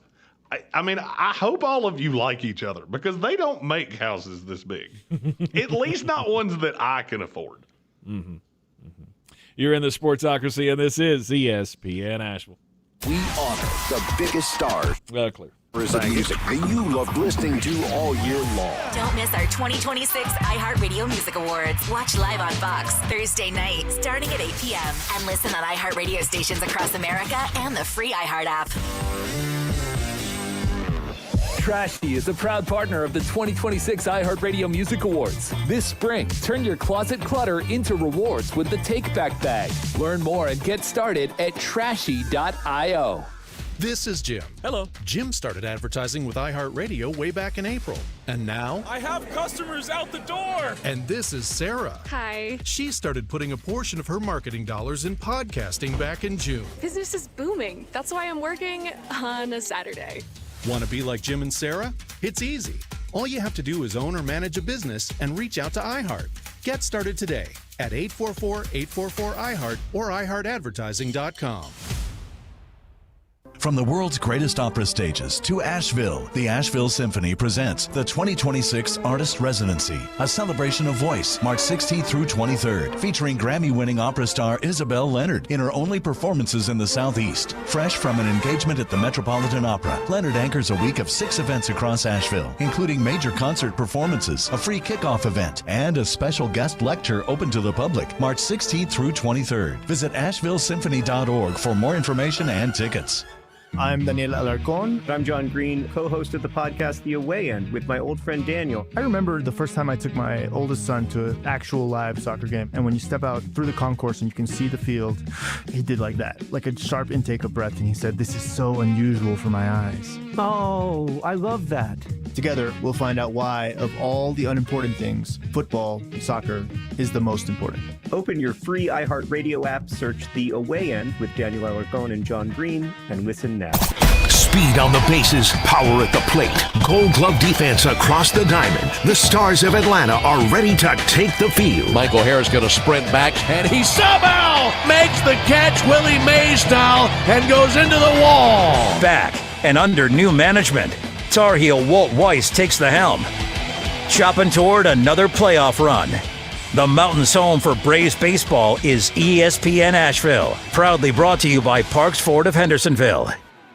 Selling your home? Don't settle for average. Our real estate team at Clarissa Sells WNC and eXp Realty offers Zillow Showcase, an exclusive AI-powered listing experience available to just the top 10% of all listings in our area. With immersive media, cutting-edge design, and elevated marketing, Showcase listings, they go pending quicker and sell for up to $9,000 more than standard listings. Ready to stand out in a crowded market? Give our team a call today, 828-774-6343, because your home deserves the spotlight. Do better, be better every day. That's the Parks Promise. Our mission, to improve lives with every interaction. This is JW, General Manager at Parks Ford Hendersonville. Experience the Parks Promise today at parksfordhendersonville.com. That's parksfordhendersonville.com. It's the moment you dream of, the moment you work for. All culminate into this time, your moment.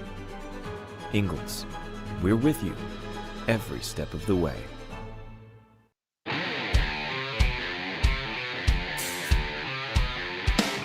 The Sportsocracy. You are a regular nuclear meltdown. You better cool off. We're back in the Sportsocracy. This is ESPN Asheville with the NFL Draft breathing down our necks. 31 days to the NFL Draft. It you know is. What that means? Do you know what 31 days to the NFL Draft really means? What does that mean? It means it's about 41 days till Jeremy crawls in a hole and you don't see him again until about the end of July. You mean it's about 43 days until Jeremy gets bored and starts ranking wide receivers for the next class? Bill Workman's already done that. His top 256 will be in this year's draft guide. He said that to me, and I went, "Are you out of your mind?" I couldn't outside of the first round, I couldn't tell you off the top of my head 20 players in next year's class. Mm-hmm. This year's class, I can tell you the dog's name. I can tell you the girlfriend, the two girls that they were hooking up with simultaneously in high school. I know all of it. Next year, we ain't there yet. Yep. And ask me a question about somebody from last year's class. I'll treat that dude like I ain't never seen him before. That information has been pushed out of the brain. Counting down the days for the Draftmas season here in the Sportsocracy. The 2026 NFL Draft Class wide receiver rankings. We're up to a guy that we both really, really like. Old Teddy Southside, Ted Hurst. Yeah. My question is he just, Sunbelt good? Well, I mean, you ask a solid question that I can't answer. I will tell you this. He went to the Senior Bowl against a good number of high-level receivers, or with a high-level number of receivers, against a high quality of corner, and made many of them look very stupid. There's just not many guys in this class that have what he has. Mm-hmm. I think he comes in off the jump and is just an absolute dog. Because I'm going to be honest, I don't see a ton of flaw in his game other than the fact he did play against Sunbelt competition, and that is a problem. He did not have great quarterback play. His drop rate was higher than you wanted it to be. Mm-hmm. But this kid just moves differently. I don't see a lot of players that look like Ted Hurst and move the way he does. I mean, because he's legit 6'4". I mean, he measured at 6'037" at the combine, so he's an eighth of an inch away from 6'4". Yeah. And he's got legit 4.42 speed with a 36.5-inch vert. So, yeah, I mean, he played lesser competition at Georgia State. I've said this about other receivers that have come into this league and been really, really good. Is the hype on him too much? Is the question that I have. Because from me or from other people? Because I'm right there with his family. Okay. I mean, I think I have Ted Hurst about where his family members would have him. Probably. See, here's the thing. I didn't know anything about him until you went to the Senior Bowl. And then as I started looking at the roster, I went, there's a guy from Georgia State. Let's check him out. Holy smokes. That kid can play at the next level, which absolutely I think he could play at the next level. My question is, now we have him here at 6 amongst this class of wide receivers, which means I got to spend at least a top second-round pick on him probably. I don't know. I mean, you got to remember, these are my rankings. This is not necessarily where they're going to go. I mean, because there's a handful of receivers behind him. I'll go ahead and tell you, KC Concepcion will go before Ted Hurst. He shouldn't, but he will. Mm-hmm. Well, he's been tested more. Is probably a big reason for that. The fact that he played Power 4 football is immediately a notch in his favor, right? In the pros and cons list, there's one giant con for Ted Hurst. Awesome that he came to the Senior Bowl and lit it up with, one-on-ones and all that. Awesome. But I only have Sunbelt tape on you. Was there a high-level moment against a bigger team? Did Georgia State play Georgia Tech and he did something wonderful? Ole Miss, he was largely irrelevant. They did play Ole Miss early in the season. He wasn't bad against Vanderbilt, but he wasn't great. I thought he had a pretty good game against Memphis. Okay. That's respectable top of the group of 5. Well, and this just gets into, for me, this gets into a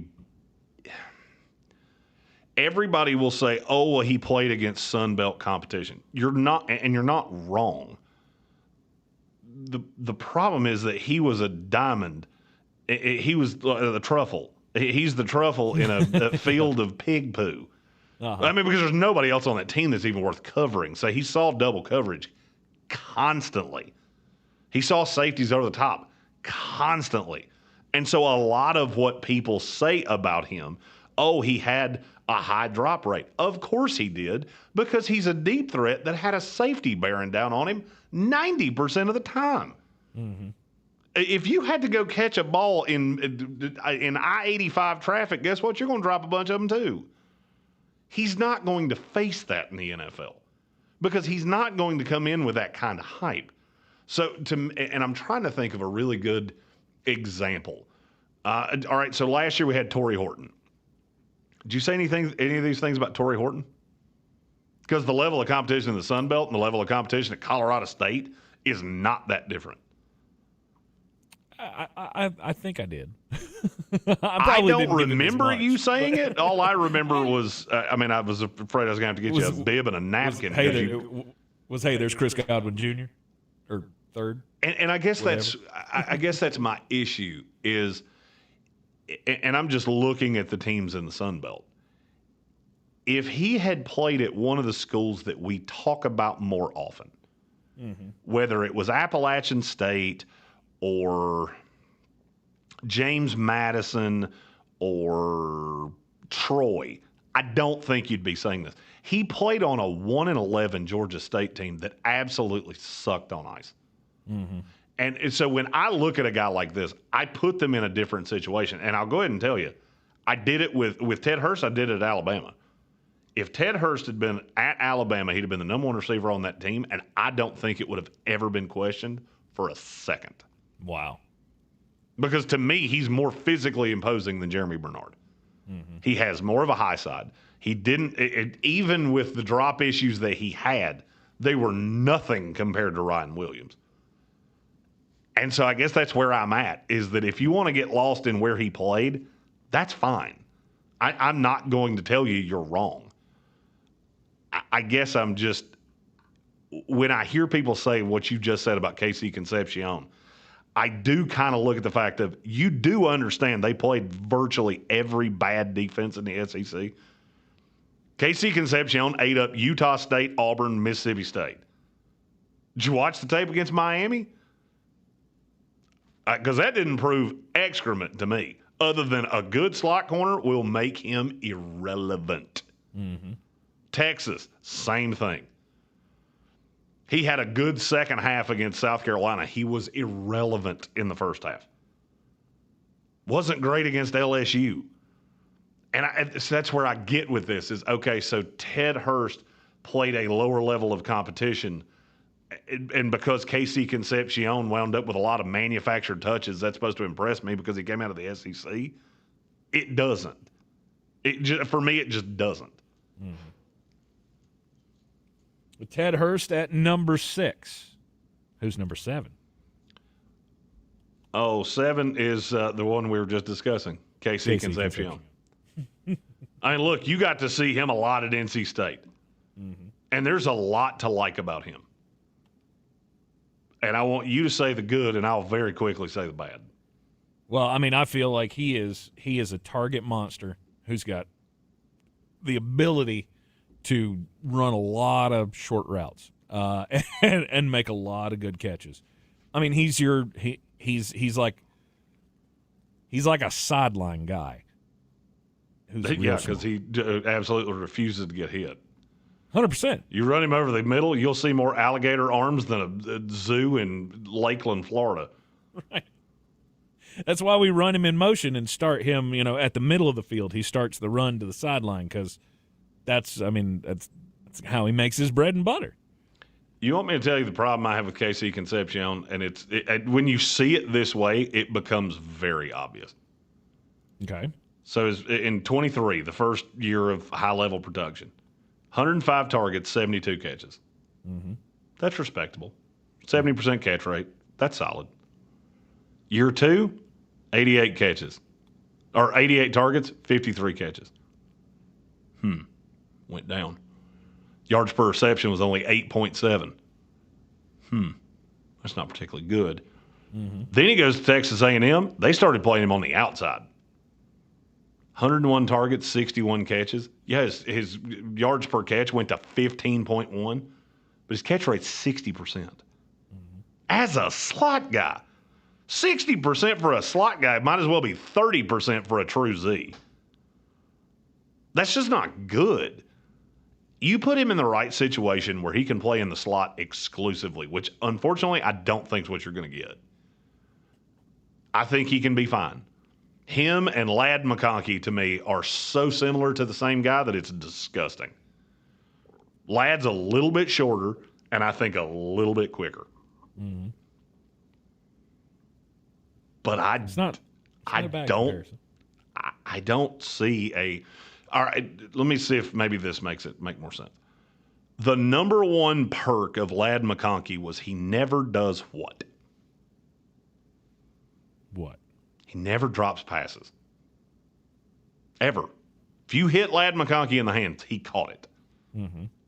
KC Concepcion doesn't do that. No. He has an 11% drop rate.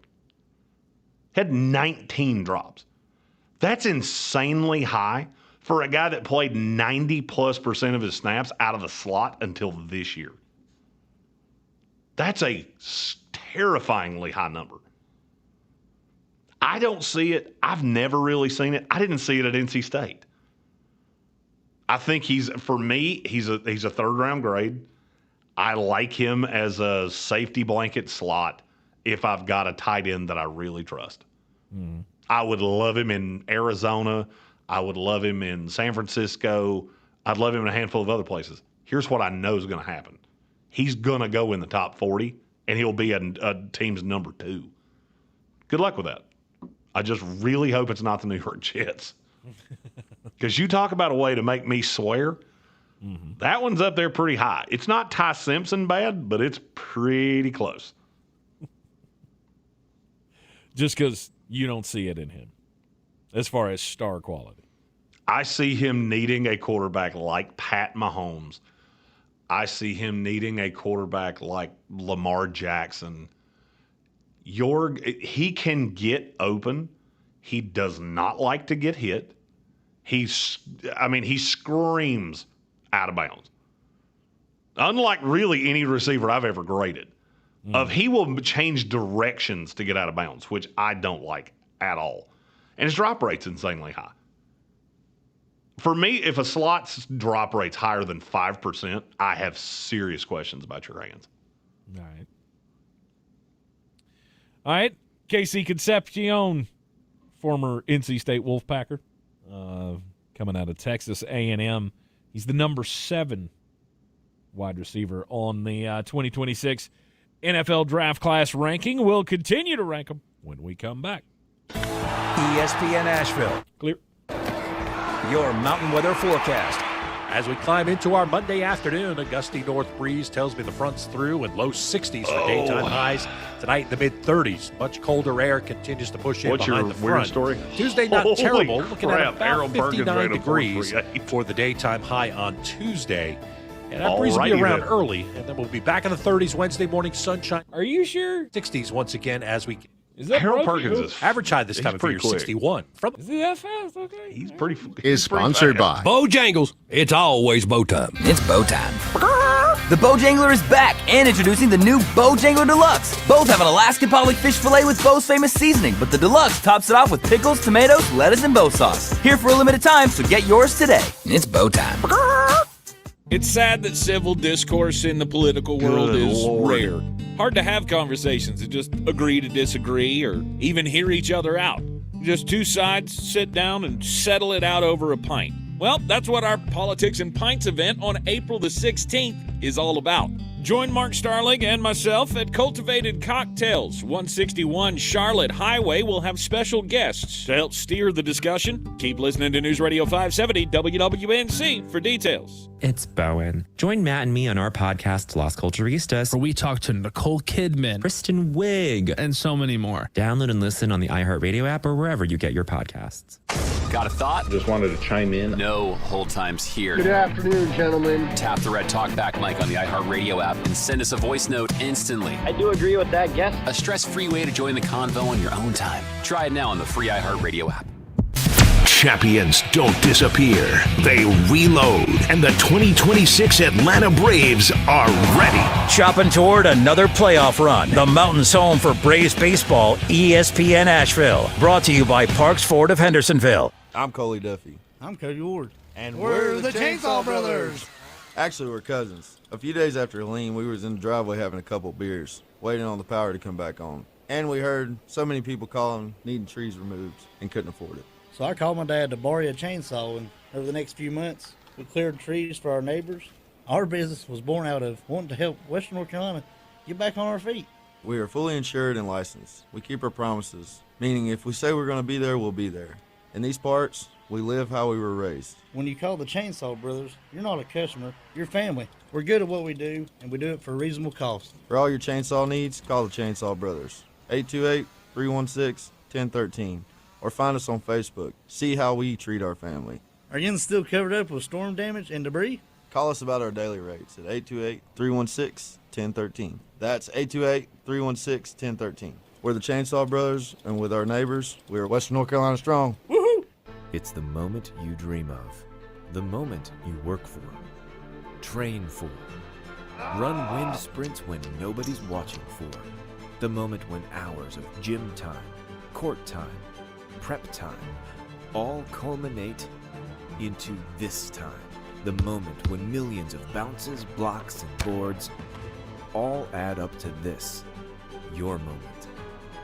Ingalls, we're with you every step of the way. On the weird scale, there's Vegas, there's Florida, and there's Asheville. Let's get weird, Asheville. Welcome back into the Sportsocracy on ESPN Asheville. Jeremy, there's nothing like a good Caribbean vacation. I know you've been on a cruise once. You guys went to the Caribbean, didn't you? We did. Did you guys go to the Bahamas? We did. Did you get in the water in the Bahamas? We did. Oh. I'm not scared of, I mean, for me, I'm not scared of the ocean. No, I'm not either. But did you feel any different after you went in the water in the Bahamas? Was it just the fact that you were, on an island paradise and all of the things, or was it actually something in the water that made you feel better? That's the big question that I have. Because there's a study that's been done, Jeremy, where 85 sharks near the Eleuthera Islands, is that how you say that? Eleuthera? Eleuthera? Whatever. They're doing studies on sharks out there around the islands. They got 85 of them, and they tested them all, did full blood workup and everything. Many, if not most of the sharks, tested positive for several drugs. Chief among them, caffeine, which is an odd thing, I thought. I mean, was there like I don't know, was there like a Coca-Cola tanker that got busted somewhere around there? And there's just caffeine in the water for no particular reason. Also, they found anti-inflammatory drugs like acetaminophen and diclofenac in the blood of some of the sharks. And in one case, you guessed it, cocaine. Actual cocaine shark.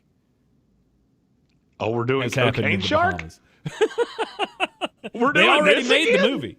They already made the movie, and apparently it's potentially a real thing. Now this one, they don't report that this one swallowed 7 pounds of it and just went absolutely nuts and started killing everything, as in the cocaine bear story and the cocaine shark story. I imagine I haven't seen that sequel. Have you? Have you seen all those, like the Sharknadoes?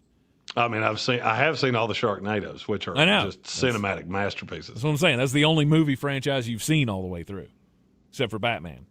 Yeah, Batman, Sharknado, Saw. I believe that's it.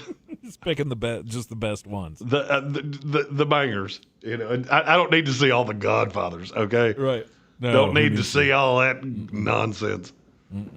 Give me a good Sharknado. We're in it to win it. Yeah. So there actually could be drugs that are helping you enjoy your Bahama vacation.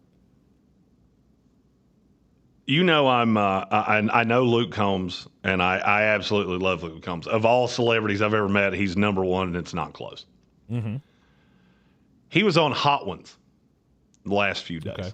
All right. And he was asked a very simple question. I do not feel as though he got it right, but I do love the passion with which he answered it. Okay. The question that was asked was the most underrated fast food restaurant in the South. Tank, what is your answer to that question? The most underrated fast food restaurant in the South. For me, it's not even debatable.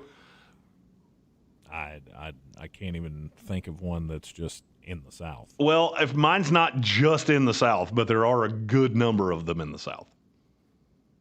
Okay, what is it? Checkers.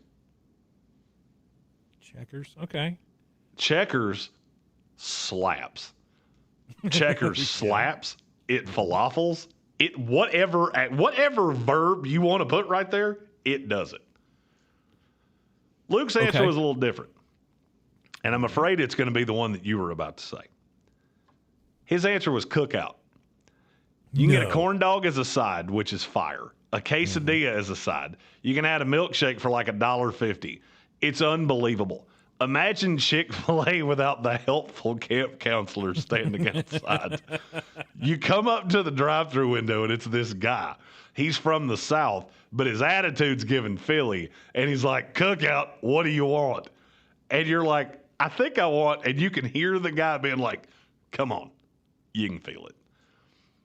I can't dispute anything he said there. I can. It's not underrated at all. If anything, Cookout is overrated. Because now you're just saying stupid things. And no, I'm not. There is not a fast food restaurant that is worth sitting in that line for. I don't care. Now you can go by Cookout and there's no line, and awesome, sweet, we're all good. I'm in. Let's go to Cookout. The only time Cookout has a line around the building is at 1 a.m. when the bar's let out. It's 1 a.m. and 1 p.m. Those are the cycles. It's those 2 times a day. You're not getting in there, and people still sit in that line. And to me, it's ridiculous because the food's not that good. It's Isn't just not. It though? No. So here's the thing about Cookout. Cookout is exactly what they tell you it is. This is going to taste like Unc made it on the grill.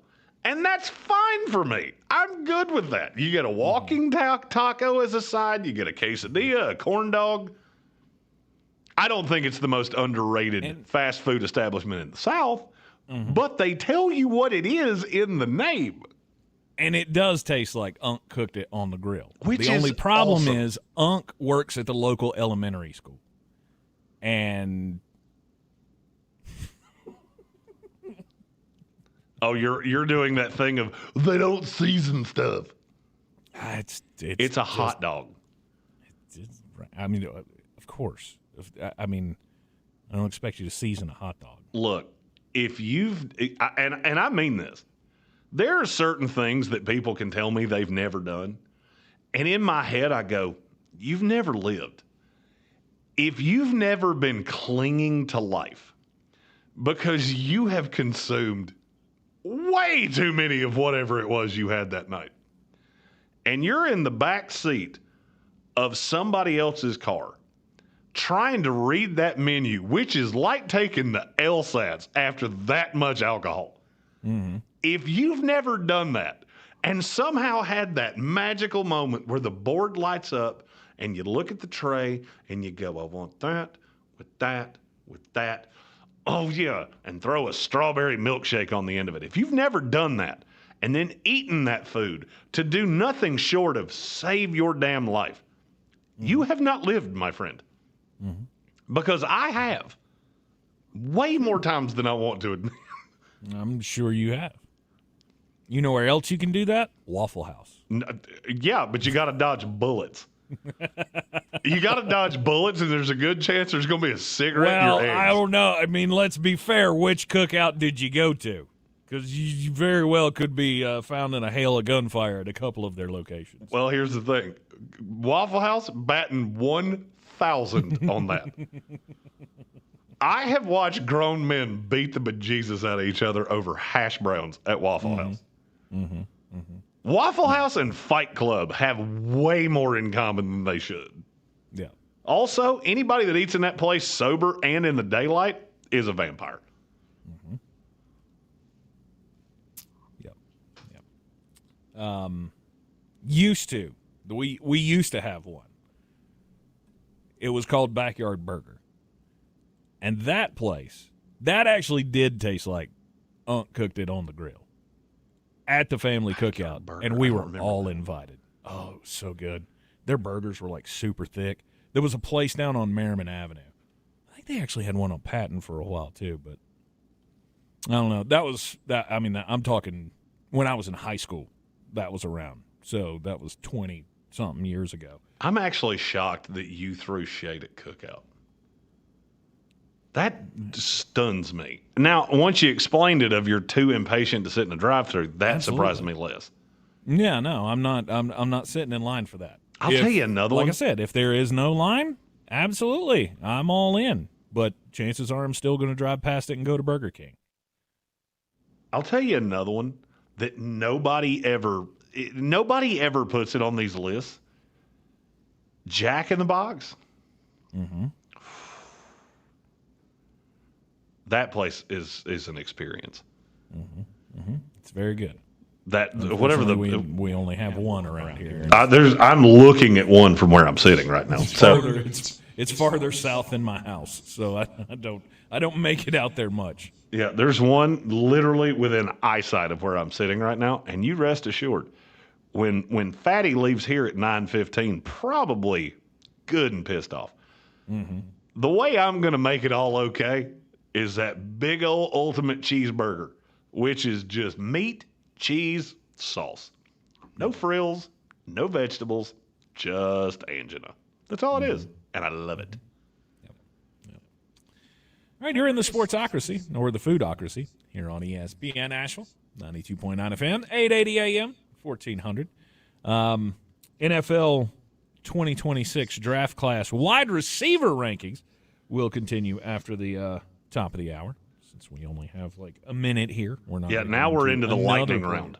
Now we're into an hour of, we're going to go about 2 minutes on about 200 guys. Like we said at the top of the show, this wide receiver class is deep. And if you can't find an impact wide receiver drafting in this draft class, either your priorities are too screwed up or your team just really sucks at finding wide receivers. Yeah, if you walk away from this one going, man, we still need to call Odell Beckham Jr., you should pull for a different team. So far, it's been Carnell Tate, Jordyn Tyson, Makai Lemon, Denzel Boston, Zachariah Branch, Ted Hurst, and Casey Concepcion. We'll pick the list back up after this. ESPN Asheville. Clear. Your mountain weather forecast. As we climb into our Monday afternoon, a gusty north breeze tells me the front's through and low 60s for daytime highs. Tonight, the mid-30s. Much colder air continues to push in behind the front. Tuesday, not terrible, looking at about 59 degrees for the daytime high on Tuesday. Did you see the note about your audio?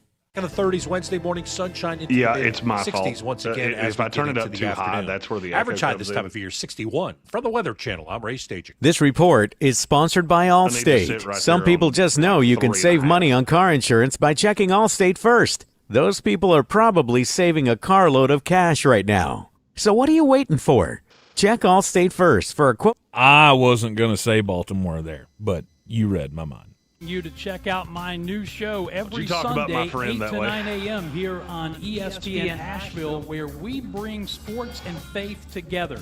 The Dan Scott Show, 8 a.m. Sundays on ESPN Asheville. Politics and Fights, a civil sit-down about the day's top issues. 570 WWNC invites you to join our bipartisan panel of special guests April 16th at 6:30 at Cultivated Cocktails on Charlotte Highway. Texting privacy policy and terms and conditions posted at textingterms.us. Texting enrolls you for recurring automated text marketing messages. Message data rates may apply. Reply stop, opt out. This is an important message for all parents of teens. If your teen or preteen is or has been addicted to social media sites such as Instagram, Facebook, Snapchat, TikTok, or YouTube, and they have suffered from eating disorders, body image issues, anxiety, depression, or suicidal thoughts, you may be eligible to participate in a lawsuit for significant compensation. Disclosures by a Facebook whistleblower show Instagram and Facebook know their social media platforms were highly addictive and may have caused eating disorders, body image issues, depression, and suicidal ideation. It appears these social media companies knew they had been causing serious harm to kids, but have done little to stop it. If your teen has been harmed by social media like Instagram, Facebook, Snapchat, TikTok, or YouTube, then you could be eligible for significant compensation. If you'd like to discuss a lawsuit, text PARENT to 323232. PARENT to 323232. PARENT to 323232. Paid non-attorney spokesperson, Media Advertising Specialists, LLC, is responsible for the content of this ad with principal offices in Chicago, Illinois. This is J.W. Whitley, General Manager at Parks Ford of Hendersonville. Our value of commitment. Committed to you as our customers and the community that we serve. To do better, be better every day. That's the Parks Promise. Experience the Parks Promise today at parksfordhendersonville.com. Selling your home? Don't settle for average. Our real estate team at Clarissa Sells WNC and eXp Realty offers Zillow Showcase, an exclusive AI-powered listing experience available to just the top 10% of all listings in our area. With immersive media, cutting-edge design, and elevated marketing, Showcase listings, they go pending quicker and sell for up to $9,000 more than standard listings. Ready to stand out in a crowded market? Give our team a call today, 828-774-6343, because your home deserves the spotlight. This season isn't a reset, it's a reminder. The champions don't disappear. They reload. And the 2026 Atlanta Braves are ready. And a piercing shot to deep left field and all the way gone. The Atlanta Braves are back, chopping toward another playoff run. Here comes some late night dynamite here at Truist Park. The Mountains' home for Braves baseball is ESPN Asheville. Proudly brought to you by Parks Ford of Hendersonville. Hi, I'm Smokey Bear, and I made an assistant to help you prevent wildfires. Dude, I've got this. I've been camping since I was 5 years old. But I am a camping influencer. You know what? I'll bet you $5. Assistant Smokey, what is the best way to put out a campfire? To put out a campfire, drown with water, stir, drown again. Then make sure the fire is out cold by feeling with the back of your hand. Wait, really? I'll take the $5. Learn more at SmokeyBear.com. Brought to you by the U.S. Forest Service, your state forester, and the Ad Council. The Sportsocracy. Gets the rebound, passes it to the man, shoots it, and boom goes the dynamite. The impact of a meal goes well beyond feeding our bodies. Because when people don't have to worry about where their next meal is coming from, they can truly thrive. Like Marta.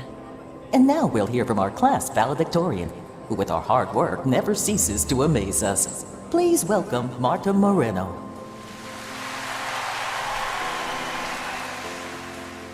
And Alex.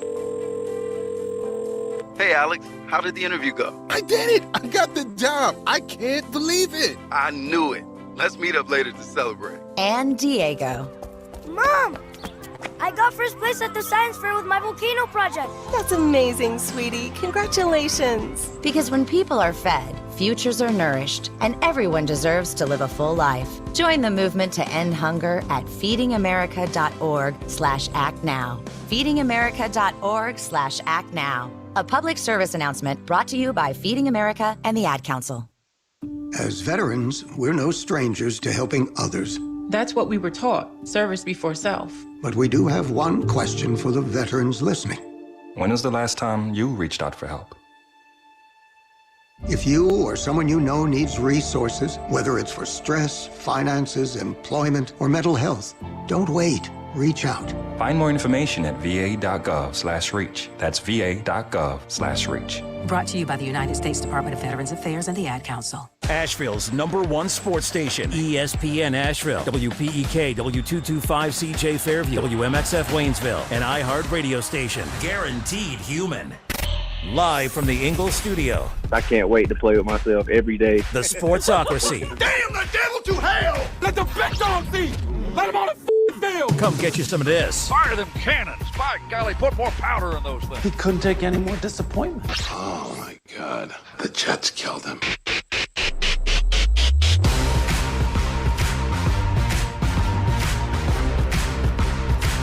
And welcome back into the Sportsocracy on ESPN Asheville, 92.9 FM, 880 AM, 1400 the Sportsocracy. Heard everywhere you go on the iHeart Radio app. We're seen everywhere on YouTube. Just go to thesportsocracy.com, click the live video link, subscribe to the channel, and join us in the chat. What was the giggle for there? The chuckle was because I just saw somebody posted that video of the Jets guy walking up to the door and his key card doesn't work from the Hard Knocks show a couple of years ago. And it's got Hubert Davis's head on the top of it. It still hasn't been announced yet. It has not been announced yet, but the gist was Hubert Davis showing up for his radio show on Monday. Last night, around 9:45, we got the email that there will be no Hubert Davis live show tonight. So normally you'd hear that, the season wrap-up show on ESPN Asheville. 7 o'clock tonight, but no show. So we don't know what's going on in Chapel Hill. Could be something. Could be nothing. It's probably something. I'm going to say it's probably something. Hopefully it's not nothing. I'm going to bet it's something. Hopefully it's not nothing. That's where I'm at.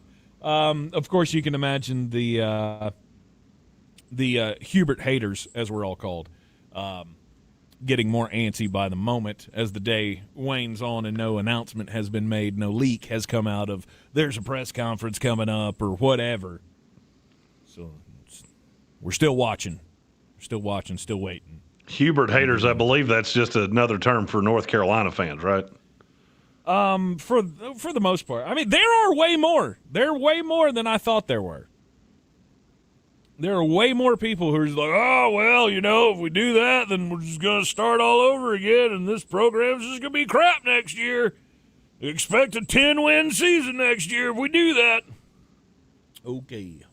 Yeah, why don't you sit down, Junior? I'm not sure who that guy is. I can see him in my head just based off the impression you just did. Oh yeah, they're out there, man. Hubert Davis. He's the only reason that the top recruits are coming in, and they'll all just flip and go somewhere else.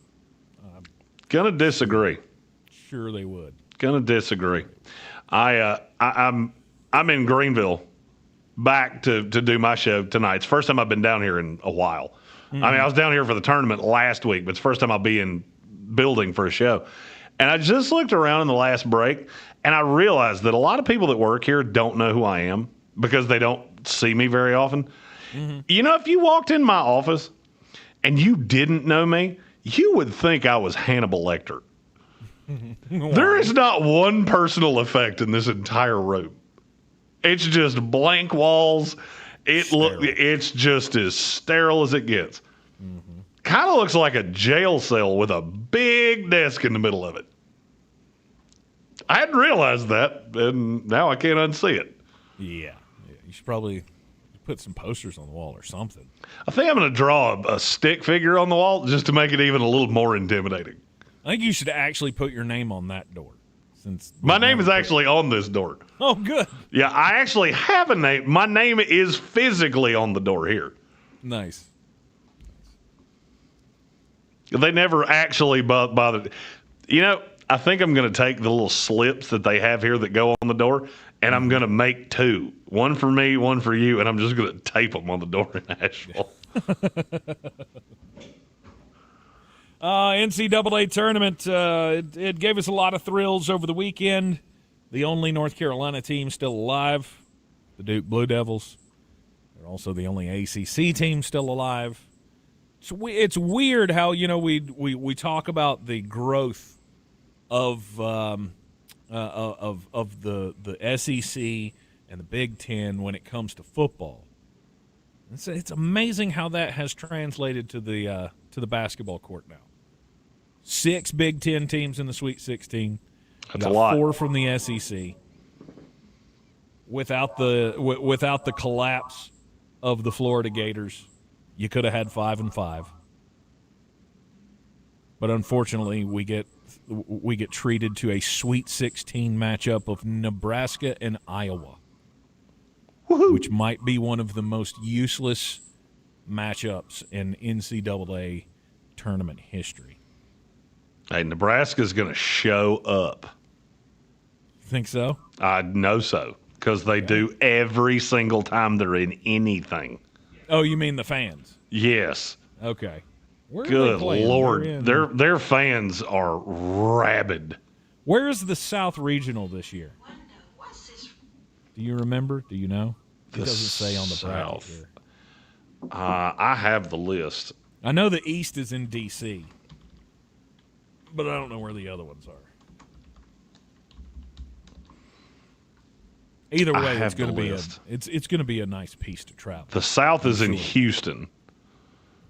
Okay. The West is in San Jose, and then the Midwest is in Chicago. Okay. All right. So the Nebraska fans, Iowa fans got to make it to Houston for the South region. I'm not sure they did that well. What do you mean? I'm just not sure that you chose the sites well there. Well, Houston gets to play at home, which that doesn't quite feel fair. It really doesn't. I don't feel like we've seen that very often. But I guess it is what it is. Back to the rankings of the 2026 NFL draft class of wide receivers. We've got a whole lot more names that need to be mentioned throughout the process here. Chief among them, who's next on the list at number 8? The next one's Jeremy Bernard from Alabama. He is the safest player in this draft class, and I'm not sure it's even all that close. I mean, because I know exactly what he's going to be. He's going to be the 40th best receiver in the NFL. He might get to 35. He might sink down to 45. But that's where he's going to be. Do you disagree with one word that I just said? I don't think I can. It sounds about right. So you're saying he's about a little less than Cortland Sutton. What Cortland Sutton was a couple of years ago. You're probably lower on Cortland Sutton than I am, which is hard to do. Let's see. Well, he's never really been that guy until like last year, half of the year before. Before that, he was just a dude. If you take out the tight ends, the 35th receiver last year, Quentin Johnston.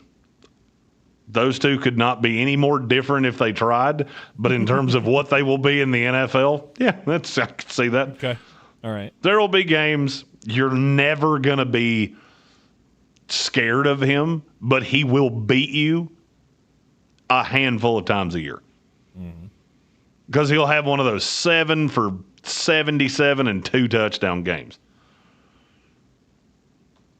He's just good at everything. I don't think he's great at anything.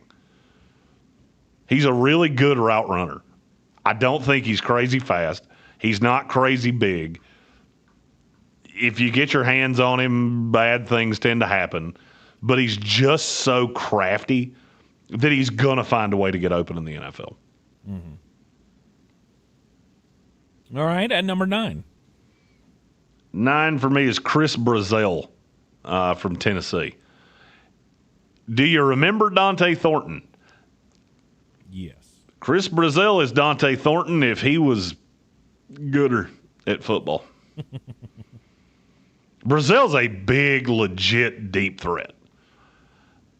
Now, it really depends on which tape of him you watch will determine how you feel about him.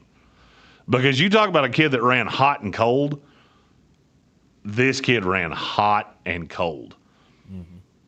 I mean, he had 1,000 receiving yards, but if you break down, you go game by game on him, there were really good games, and are we sure he played in that games?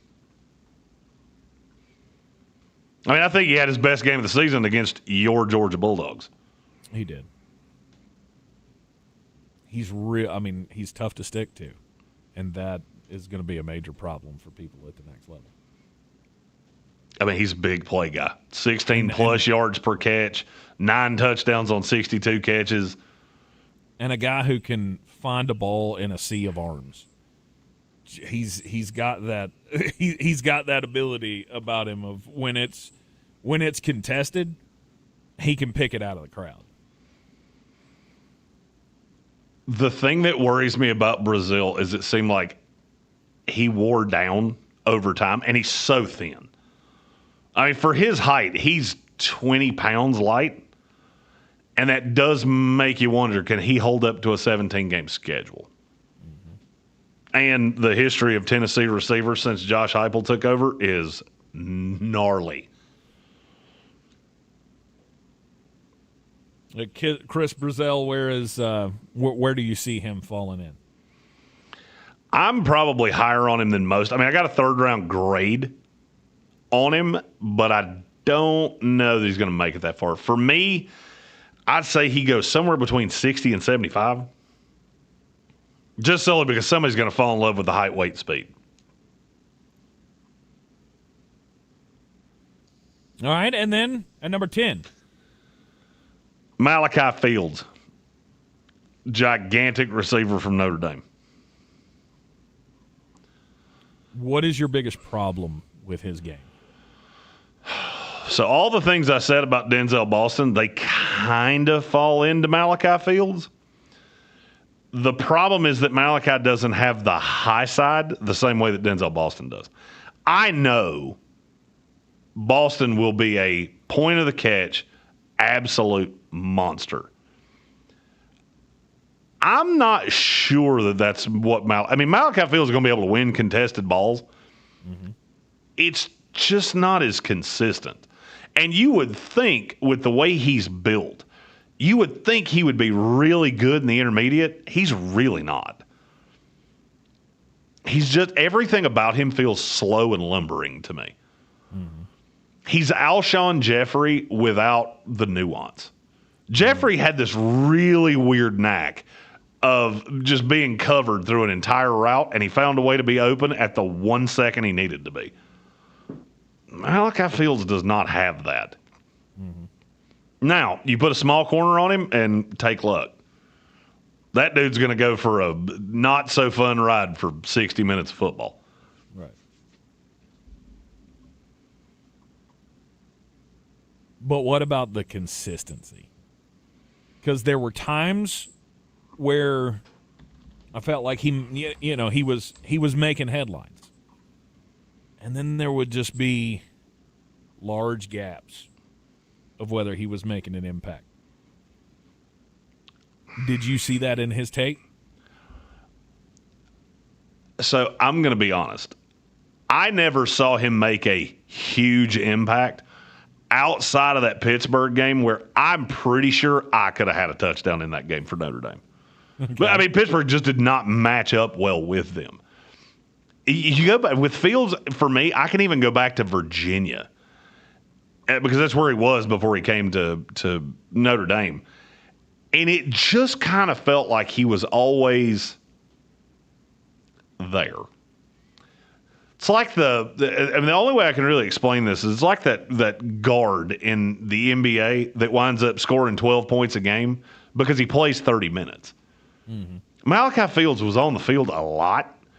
I mean, he only had 165 catches in 5 years. So, I mean, it's not like he was putting up crazy production. The thing of him is there's not many guys that are built like him that have the upside to play on the outside and just be one of those big possession receivers. We haven't had a ton of these guys over the last, I'll go 5 years. You just don't get as many of the big, giant, box-you-out receivers, and we've got a couple of them in this class. One of them I have really high hopes for. The second one, not as much. I actually had somebody bring up to me if I thought Malachi Fields was a tight end, and I can't tell you they're wrong. I think he will be productive. I just don't think he'll ever be more than a good 3. Right. Like he goes to one of those teams like the Lions, where they have 2 legit players that can play out of the slot, because Tesla and Amon-Ra, to me, are both better slots than they are on the outside. Jameson Williams is really good over the top. He could be that 4th guy that plays on the outside and kind of functions in that Josh Reynolds role. I just think he's better at it. And I know that sounds like an indictment. I am still talking about the 10th receiver on the board here. He's good. We just lost our minds about him after the Senior Bowl, and now I think he's reverted back to where he belongs. No. What do you think of that notion of transforming him into a tight end? Well, he can be a big slot. For me, I think we fixate too much on the position that they play, because to me he's not a tight end, but he can kind of play that Aronde Gadsden, Darren Waller type role where, okay, you're listed that way. I don't really care how you're listed. Neither one of those guys ever played tight end. The only thing that made him a tight end was sometimes they played in line. He can be a matchup nightmare if you have the players around him to allow him to be that.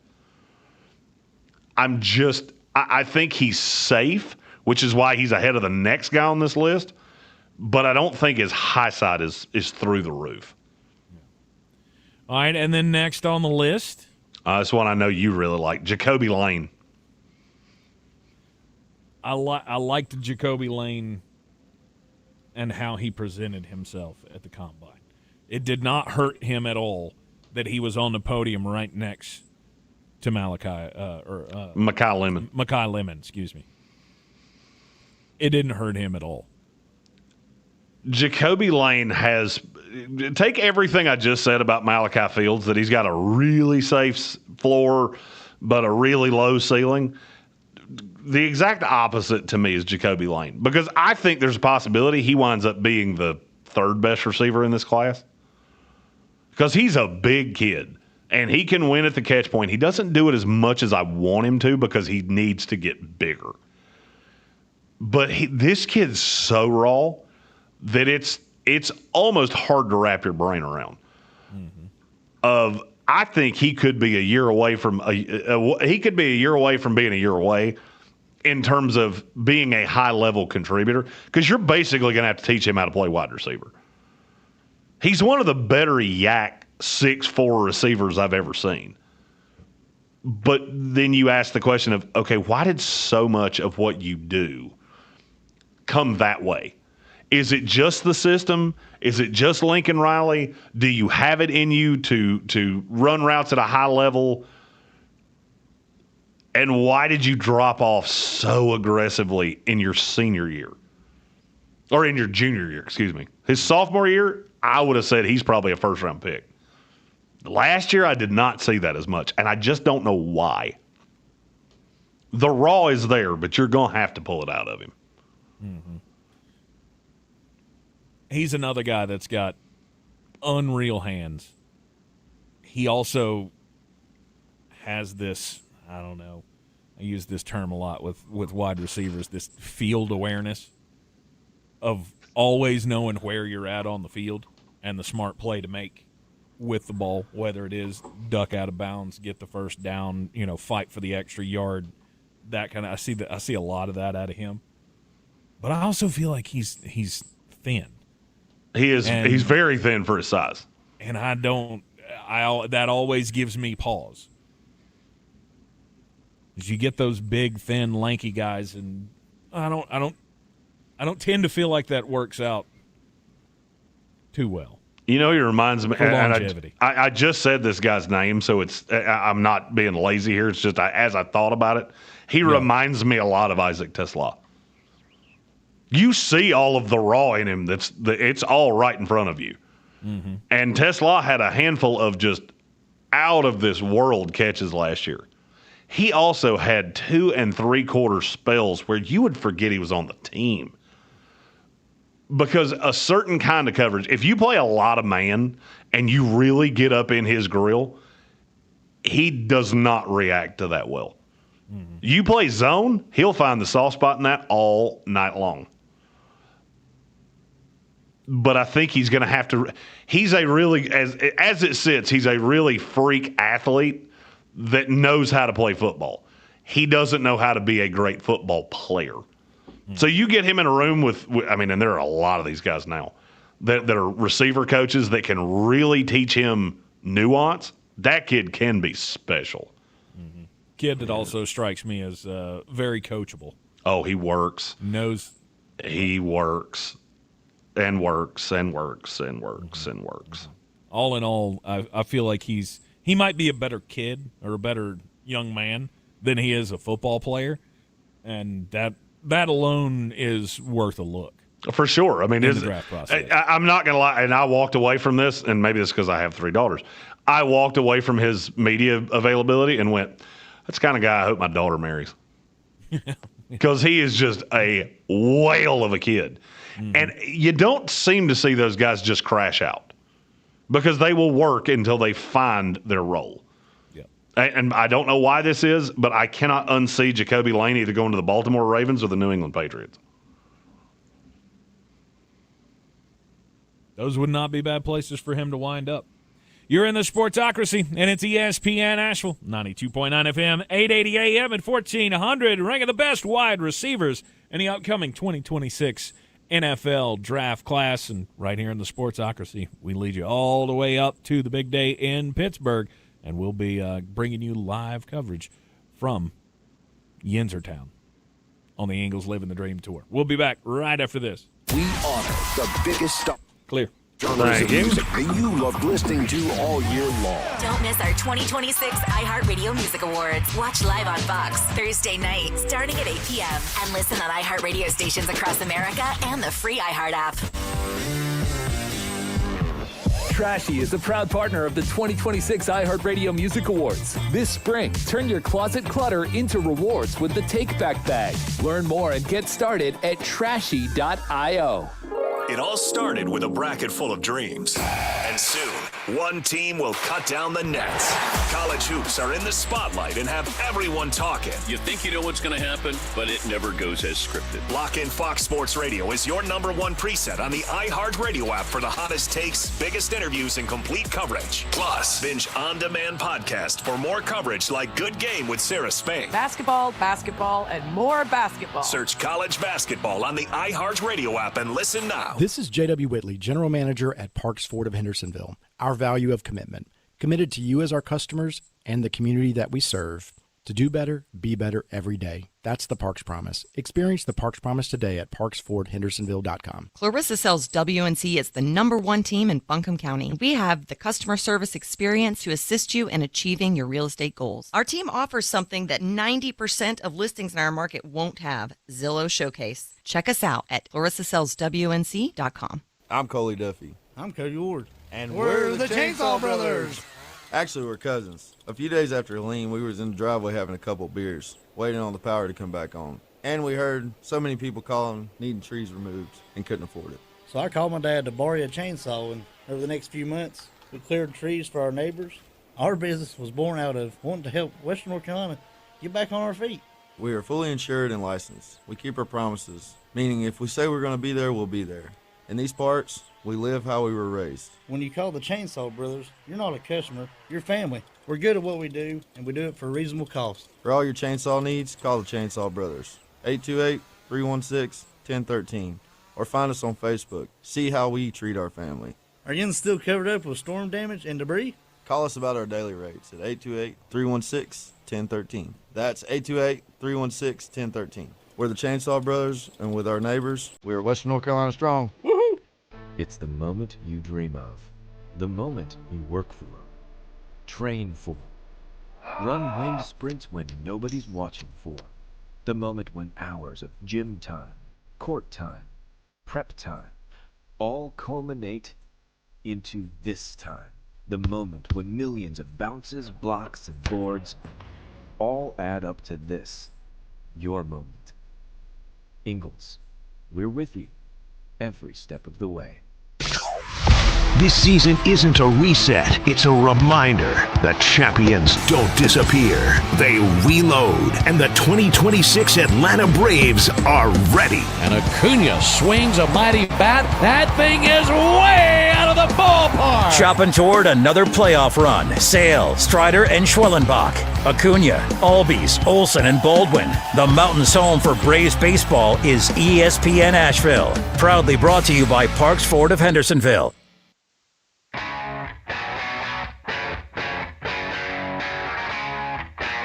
The Sportsocracy. We're just dumber than a bag of hammers. It is ESPN Asheville. This is the Sportsocracy. Counting down the days to Draftmas. He's your official Draftmas center here in the Sportsocracy. The wide receivers in the 2026 NFL draft class. There's a whole bunch of real talented ones. Mm-hmm. And you can find some real bangers when you get down into the 4th, 5th, 6th round, right, Jeremy? Well, I'm not sure a lot of these guys are going to be that low, but a lot of these guys have a but. Mm-hmm. Like the next one on my list is Chris Bell. I've heard people say, he could go in the first round. Well, yeah. And I could put on a tutu and become the Lord of the Swans. It's not going to happen. Mm-hmm. And look, I like Chris Bell. I feel like I have been the lowest in the industry on him. And it's not really that I don't like him.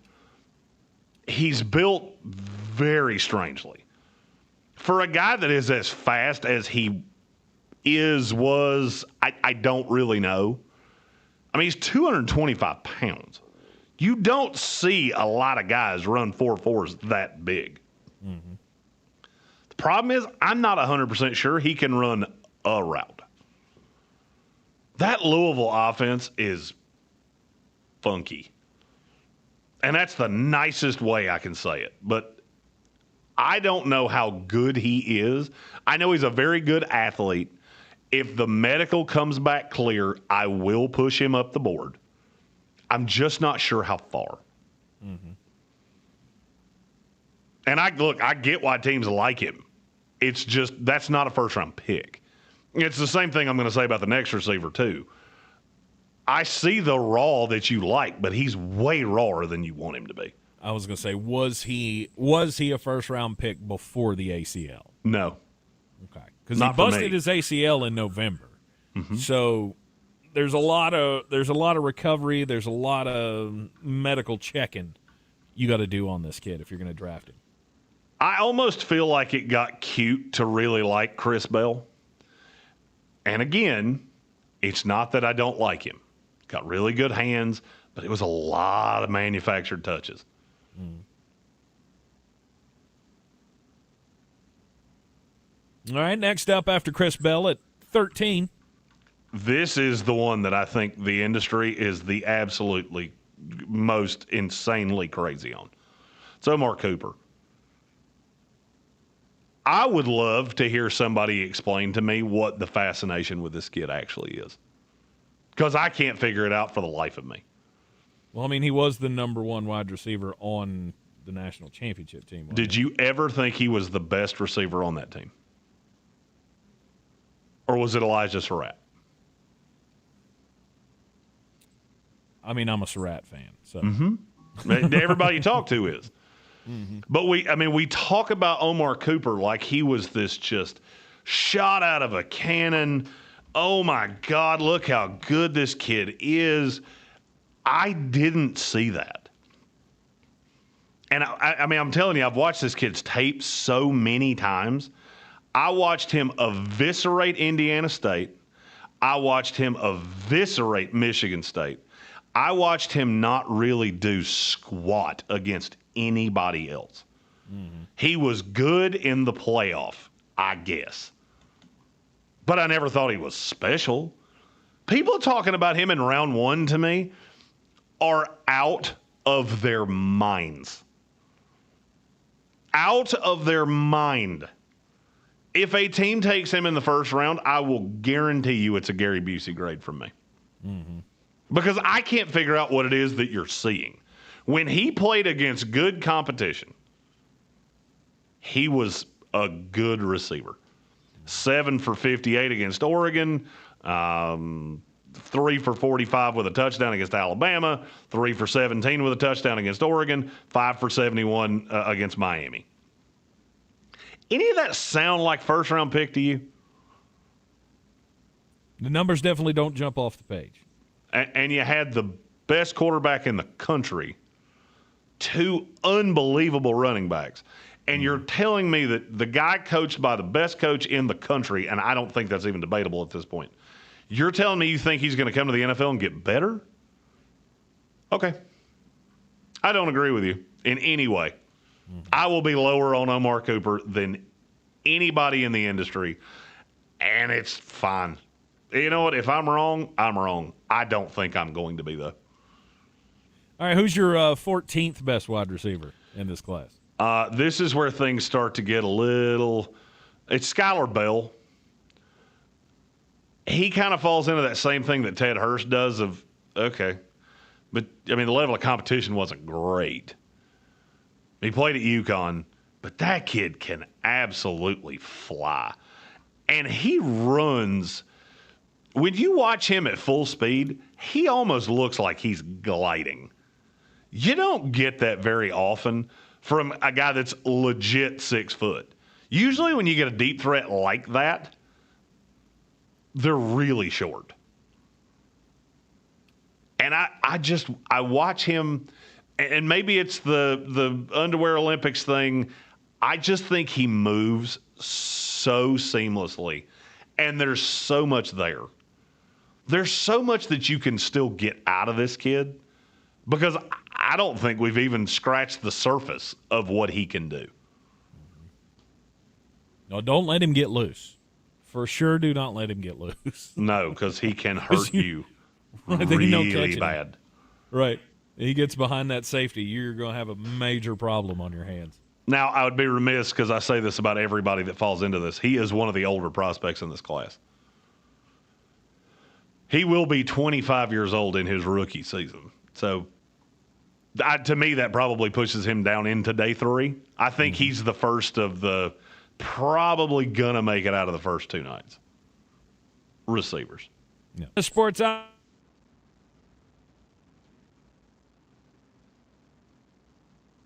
next. Most important message of the day. With the 2026 NFL draft class. Nashville. Clear. Forecast. As we climb into our Monday afternoon, a gusty north breeze. I'll be right back. Right. With low 60s for daytime highs. Tonight in the mid-30s. Much colder air continues in behind the front. Tuesday, not terrible. Looking at about 59 degrees for the daytime high on Tuesday. And that breeze will be around early, and then we'll be back in the 30s Wednesday morning, sunshine into the mid-60s once again as we get into the afternoon. Of year 61. Report is sponsored by ExpressPros.com. Facing production swings or a tough skills gap? Workforce Solutions from Express Employment Professionals makes hiring easier. Find your local office and see how Express can help you hire smarter and faster for contract and full-time jobs. Visit ExpressPros.com. From the world's greatest opera stages to Asheville, Asheville Symphony present 2026 Artist Residency, a celebration of voice, March 16th through 23rd, featuring Grammy-winning opera star Isabel Leonard in her only performances in the Southeast. Fresh from an engagement at the Metropolitan Opera, Leonard anchors a week of 6 events across Asheville, including major concert performances, a free kickoff event, and a special guest lecture open to the public, March 16th through 23rd. Visit AshevilleSymphony.org for more information and tickets. I know that hiring can be challenging.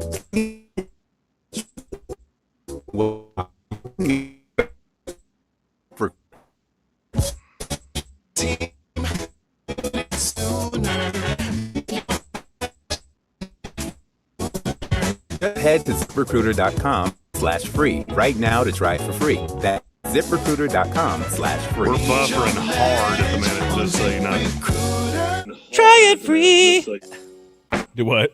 Take. We're buffering hard at the moment. Don't let it die in the group chat. Tap the red talkback mic on the iHeartRadio app and join the show. Love the show. It's the only way I buffer. Fastest to get your voice on the air. Say it, send it, and hear it on the iHeartRadio app. This is J.W. Whitley, General Manager at Parks. They said, Tank, do you buffer soft? I said, hell no. As our customers, I'll buffer that thing hard. To do better, be better every day. That's the Parks Promise. Experience the Parks Promise today at parksville.com. I'm Coley Duffy. I'm Cody Ward. And we're the Chainsaw Brothers. Actually, we're cousins. A few days after Helene, we was in the driveway having a couple beers, waiting on the power to come back on. And we heard so many people calling, needing trees removed, and couldn't afford it. So I called my dad to borrow a chainsaw, and over the next few months, we cleared trees for our neighbors. Our business was born out of wanting to help Western North Carolina get back on our feet. We are fully insured and licensed. We keep our promises, meaning if we say we're going to be there, we'll be there. In these parts, we live how we... When you call the chainsaws, you're not a customer, you're family. We're good at what we do, and we do it for a reasonable cost. For all your chainsaw needs, call the Chainsaw Brothers. 828-316-1013. Or find us on Facebook. See how we treat our family. Are you still covered up with storm damage and debris? Call us about our daily rates at 828-316-1013. That's 828-316-1013. We're the Chainsaw Brothers, and with our neighbors, we are Western North Carolina strong. Woohoo! It's the moment you dream of, the moment you work for. All culminate into this time. Your moment. Ingalls, we're with you every step of the way.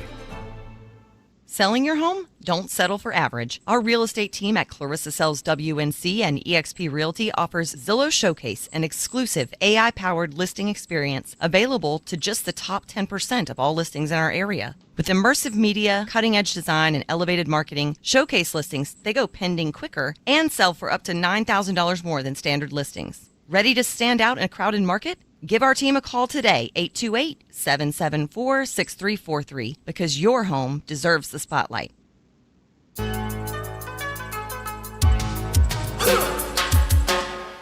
It is ESPN Asheville. It's the Sportsocracy, and it's time for the most important message of the day. Don't do crimes. That's your part. Good job. I said it. I don't know why you didn't hear it. Sure. There's just a little delay going on. Apparently we just had we had a weird little power outage, so I think everything's cycling. Gotcha. That's why you would say the Facebook was buffering hard. Bingo. Which is the only way to do it. It's the only way to do it. My crime story is look, if you're gonna go driving down the highway in Florida,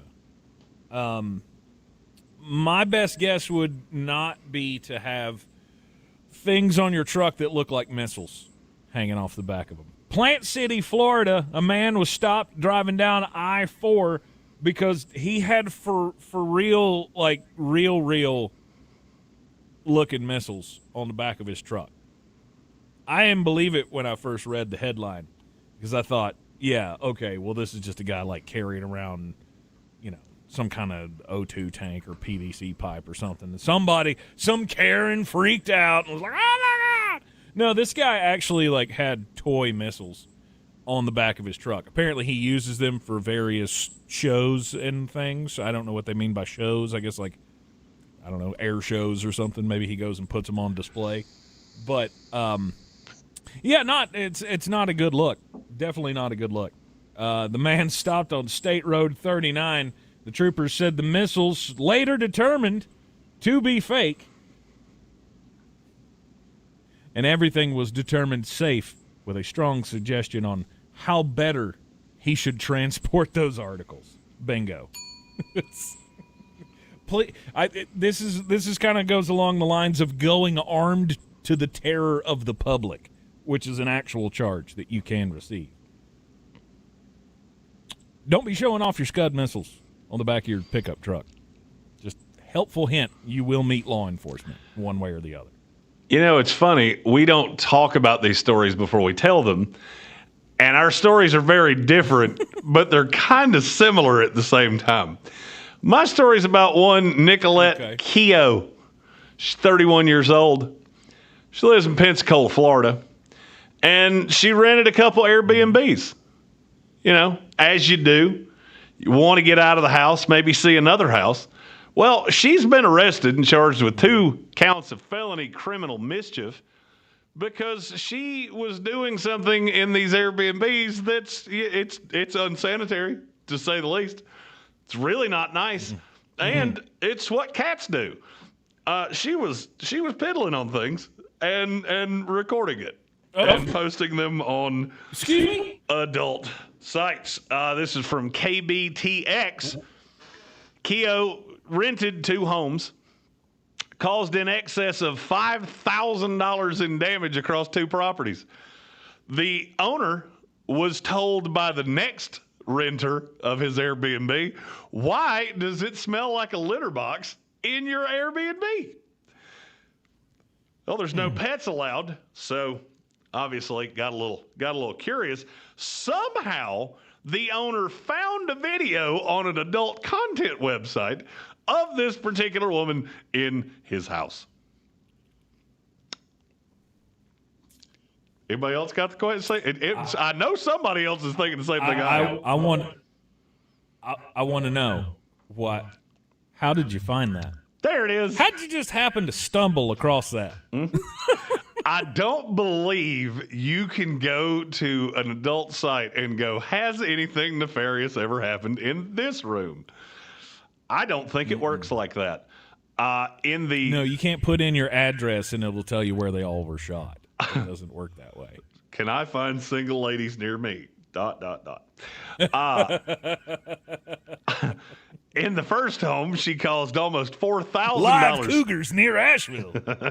She caused $4,000 in damage because she had piddled on an antique Crown Royal chair, a rug, a typewriter, 4 dining room chairs, a coffee maker, and several other household items.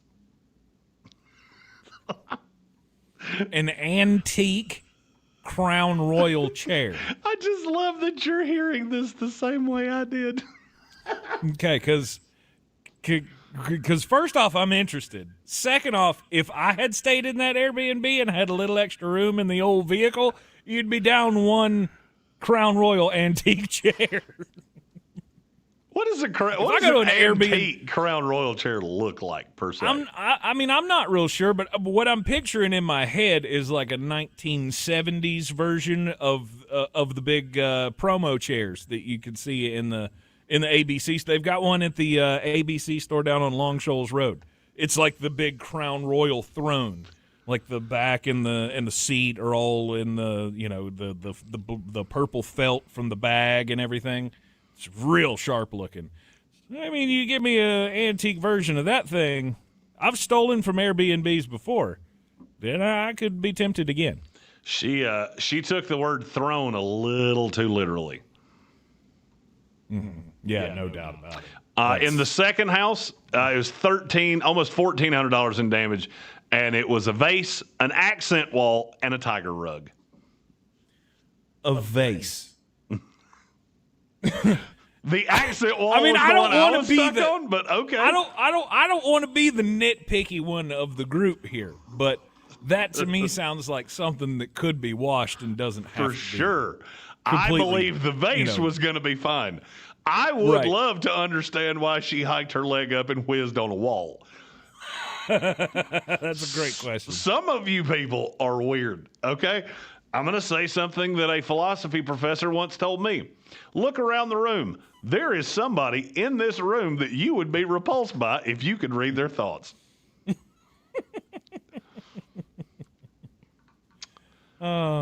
Unreal. All right. Let's get back into the... It's a very specific thing you're into there.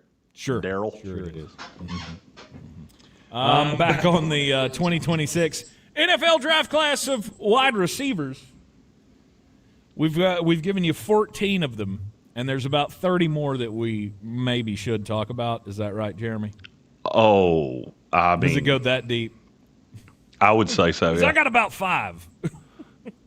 All right, let's hear your list. Ones we have not talked about. Elijah Surratt. I am in like with Surratt, not love. I mean, I've said this numerous times about the Indiana guys. I'm just not sure how much more you can get out of them. Mm-hmm. And to me, he's going to be Jacoby Myers. Am I upset by that? No, I am not. I mean, I think he's probably a third-ish round pick. Yeah. I don't know that he has high-level traits. Okay. But he's a good football player, which when I start getting into the later third, fourth round, that's what I'm looking for. Mm-hmm. Hey, like he's a very good football player. Love his hands. Love his ability just to go get it wherever it's at. And on top of that, I feel like he is just a top level kid. I would agree with that. Then you, of course, you know my best friend Josh Cameron. Josh Cameron. Yes, I knew that. I knew that one was coming. Kid out of Baylor. I mean, it's the same kind of thing. You throw a ball near him, I feel like he's going to go get it. His catch radius is unreal. And he's a friend of the program because his mother follows us on Instagram. Yeah. She knows where it's at. Josh Cameron's got one of those weird, like, running back builds. I like him, and he would have been one of the next names on my list. I don't know how high the upside is. He's got kind of a Deebo Samuel thing to him, and those guys, they fall one of two ways. Either you find really creative ways to get them the ball, or they just kind of die on the vine. I think he will probably be more the former than the latter because I just think he's a good kid. I think he's a good football player, and he's just going to work. I don't know that he'll ever be more than a 3. But every team in the NFL needs a legit 3. Yes, they do. And then my last one is Deshaun Stribling from Ole Miss. That dude absolutely tortured Georgia twice last year. You're very high on him, so I'm going to let you wax poetic on Deshaun Stribling because this is one that I know you're very, very, very prepared to talk about. He's another kid who I feel like, and I got to stop calling these guys kids because they're not kids. They're all grown-ass men. Well, I mean, they're kids compared to us because we're old enough to be their dads. So, kid fits. Did you have to bring that up? It's more you than me, but yes, sure. You didn't have to say it that way. No, Deshaun Stribling is just a guy that I look at and I feel like he is elusive. He's got the hands. He's explosive. It may not be there every play, but he's a guy that's got the ability to take over a game. I like the raw on him. He does fall into that your best tape was when you were significantly older because he is an older prospect. He'll be, I want to say he'll be 24 either on draft night or week 1. It's one or the other. I like him. I don't like him as much as you do. Mm-hmm. And it's not that I don't think he's a good player. The injury history on him is terrifying. Because and I want to say I think it's the wrist, arm, hand, something. It's something with an upper appendage. I just can't remember which part of his body it was. And it took him out for a long time. And that scares me because he's thin. Mm. The thing about him is he's a big kid, but he is a thin kid too. And when I want to say he weighed in at 207, 205, 20 something. And he does not look that big. I always get freaked out when I see a guy that weighs in 10 to 15 pounds heavier than I think they are, because that makes me think you bulked up, because he doesn't look 210. Mm-hmm. Not a bad player. He's transferred several times. Started at Oklahoma State. He was at Washington State and then wound up at Ole Miss. Yep. All right. After him, who you got? The ones that I want to hit on would be J. Michael Sturdivant from Florida. Big kid, started at UCLA, transferred to Florida. Never really reached the potential, but when you look at the high side, there's a lot to like with that kid. Bryce Lance from North Dakota State and Jeff Caldwell. They're both really big and really fast, but I don't think either one of them is actually a very good football player. They're, the range of outcomes there.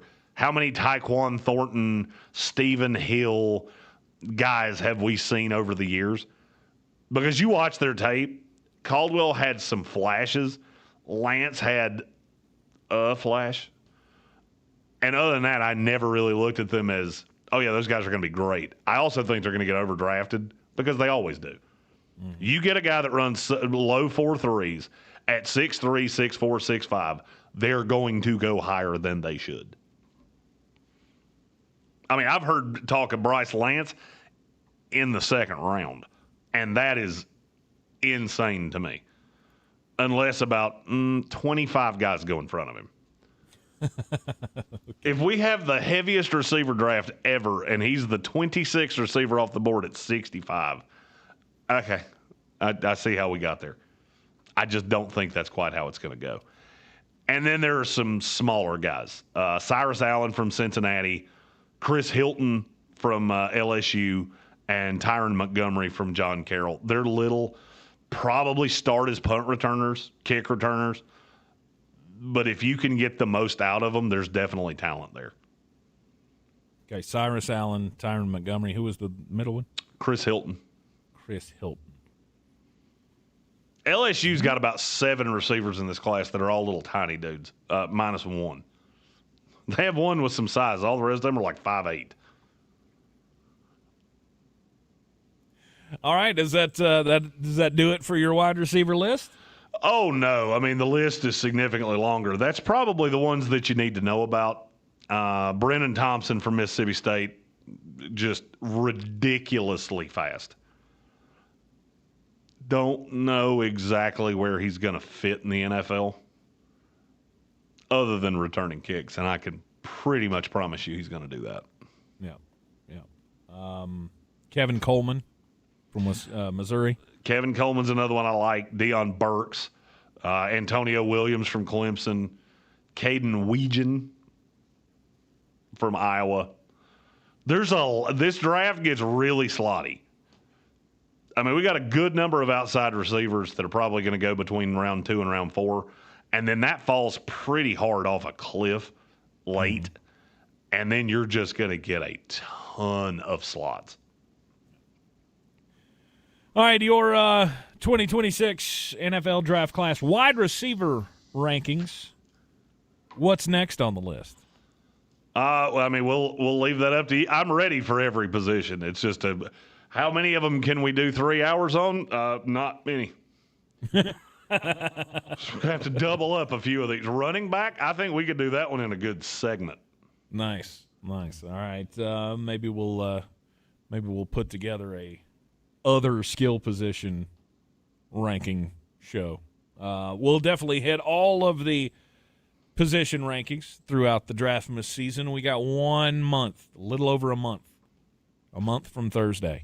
That's 28 days. We're 31 days from right now. Nice. The 2026 NFL Draft in Pittsburgh. We will be there, wrapping up the 2025-26 version of the Ingles Living the Dream Tour. You're in the Sportsocracy here on ESPN Asheville. We'll be back with you tomorrow at noon. ESPN Asheville. And we're clear. Thank you, brother. Your mountain weather forecast. As we climb into our Monday afternoon, a gusty north breeze tells me the front's through and low 60s for daytime highs. Tonight in the mid-30s. Much colder air continues to push in behind the front. Tuesday not terrible, looking at about 59 degrees for the daytime high on Tuesday. And that breeze will be around early, and then we'll be back in the 30s Wednesday morning, sunshine into the mid-60s once again as we get into the afternoon. Average high this time of year, 61. From the Weather Channel, I'm Ray Staging. This report is sponsored by Mattress Firm. Having trouble sleeping? Visit Mattress Firm during the Upgrade Your Sleep sale.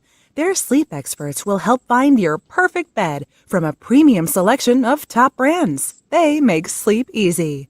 The moment the drums kick in, so does your heartbeat.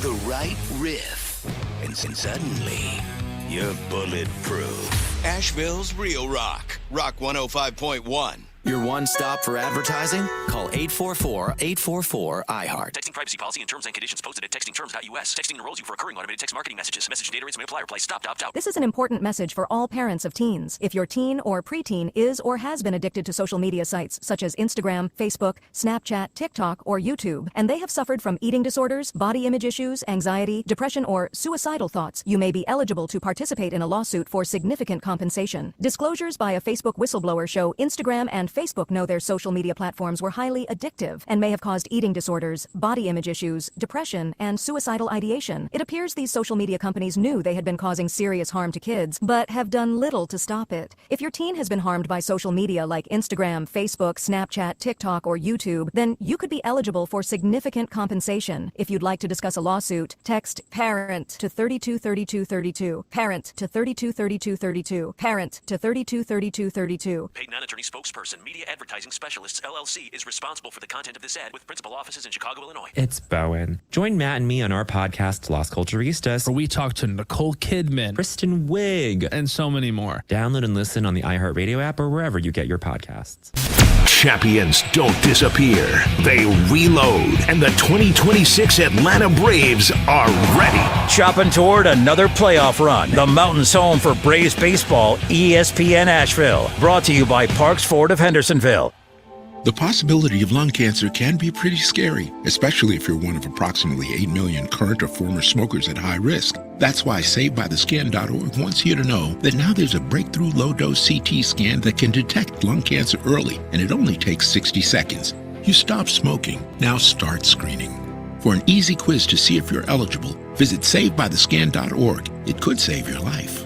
SaveByTheScan.org is brought to you by the American Lung Association's Lung Force Initiative and the Ad Council.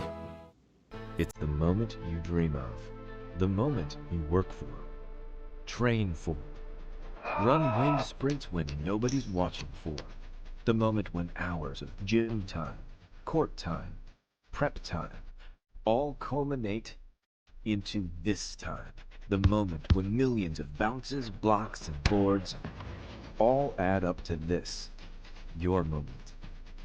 Ingles, we're with you every step of the way. You'll use the radio in your car more than anything else. When buying a new car, make sure the AM/FM is simple, clear, and convenient. I'm Coley Duffy. I'm Cody Ward. And we're the Chainsaw Brothers. Actually, we're cousins. A few days after Helene, we was in the driveway having a couple beers, waiting on the power to come back on. And we heard so many people calling, needing trees removed, and couldn't afford it. So I called my dad to borrow a chainsaw, and over the next few months, we cleared trees for our neighbors. Our business was born out of wanting to help Western North Carolina get back on our feet. We are fully insured and licensed. We keep our promises, meaning if we say we're going to be there, we'll be there. In these parts, we live how we were raised. When you call the Chainsaw Brothers, you're not a customer, you're family. We're good at what we do, and we do it for a reasonable cost. For all your chainsaw needs, call the Chainsaw Brothers. 828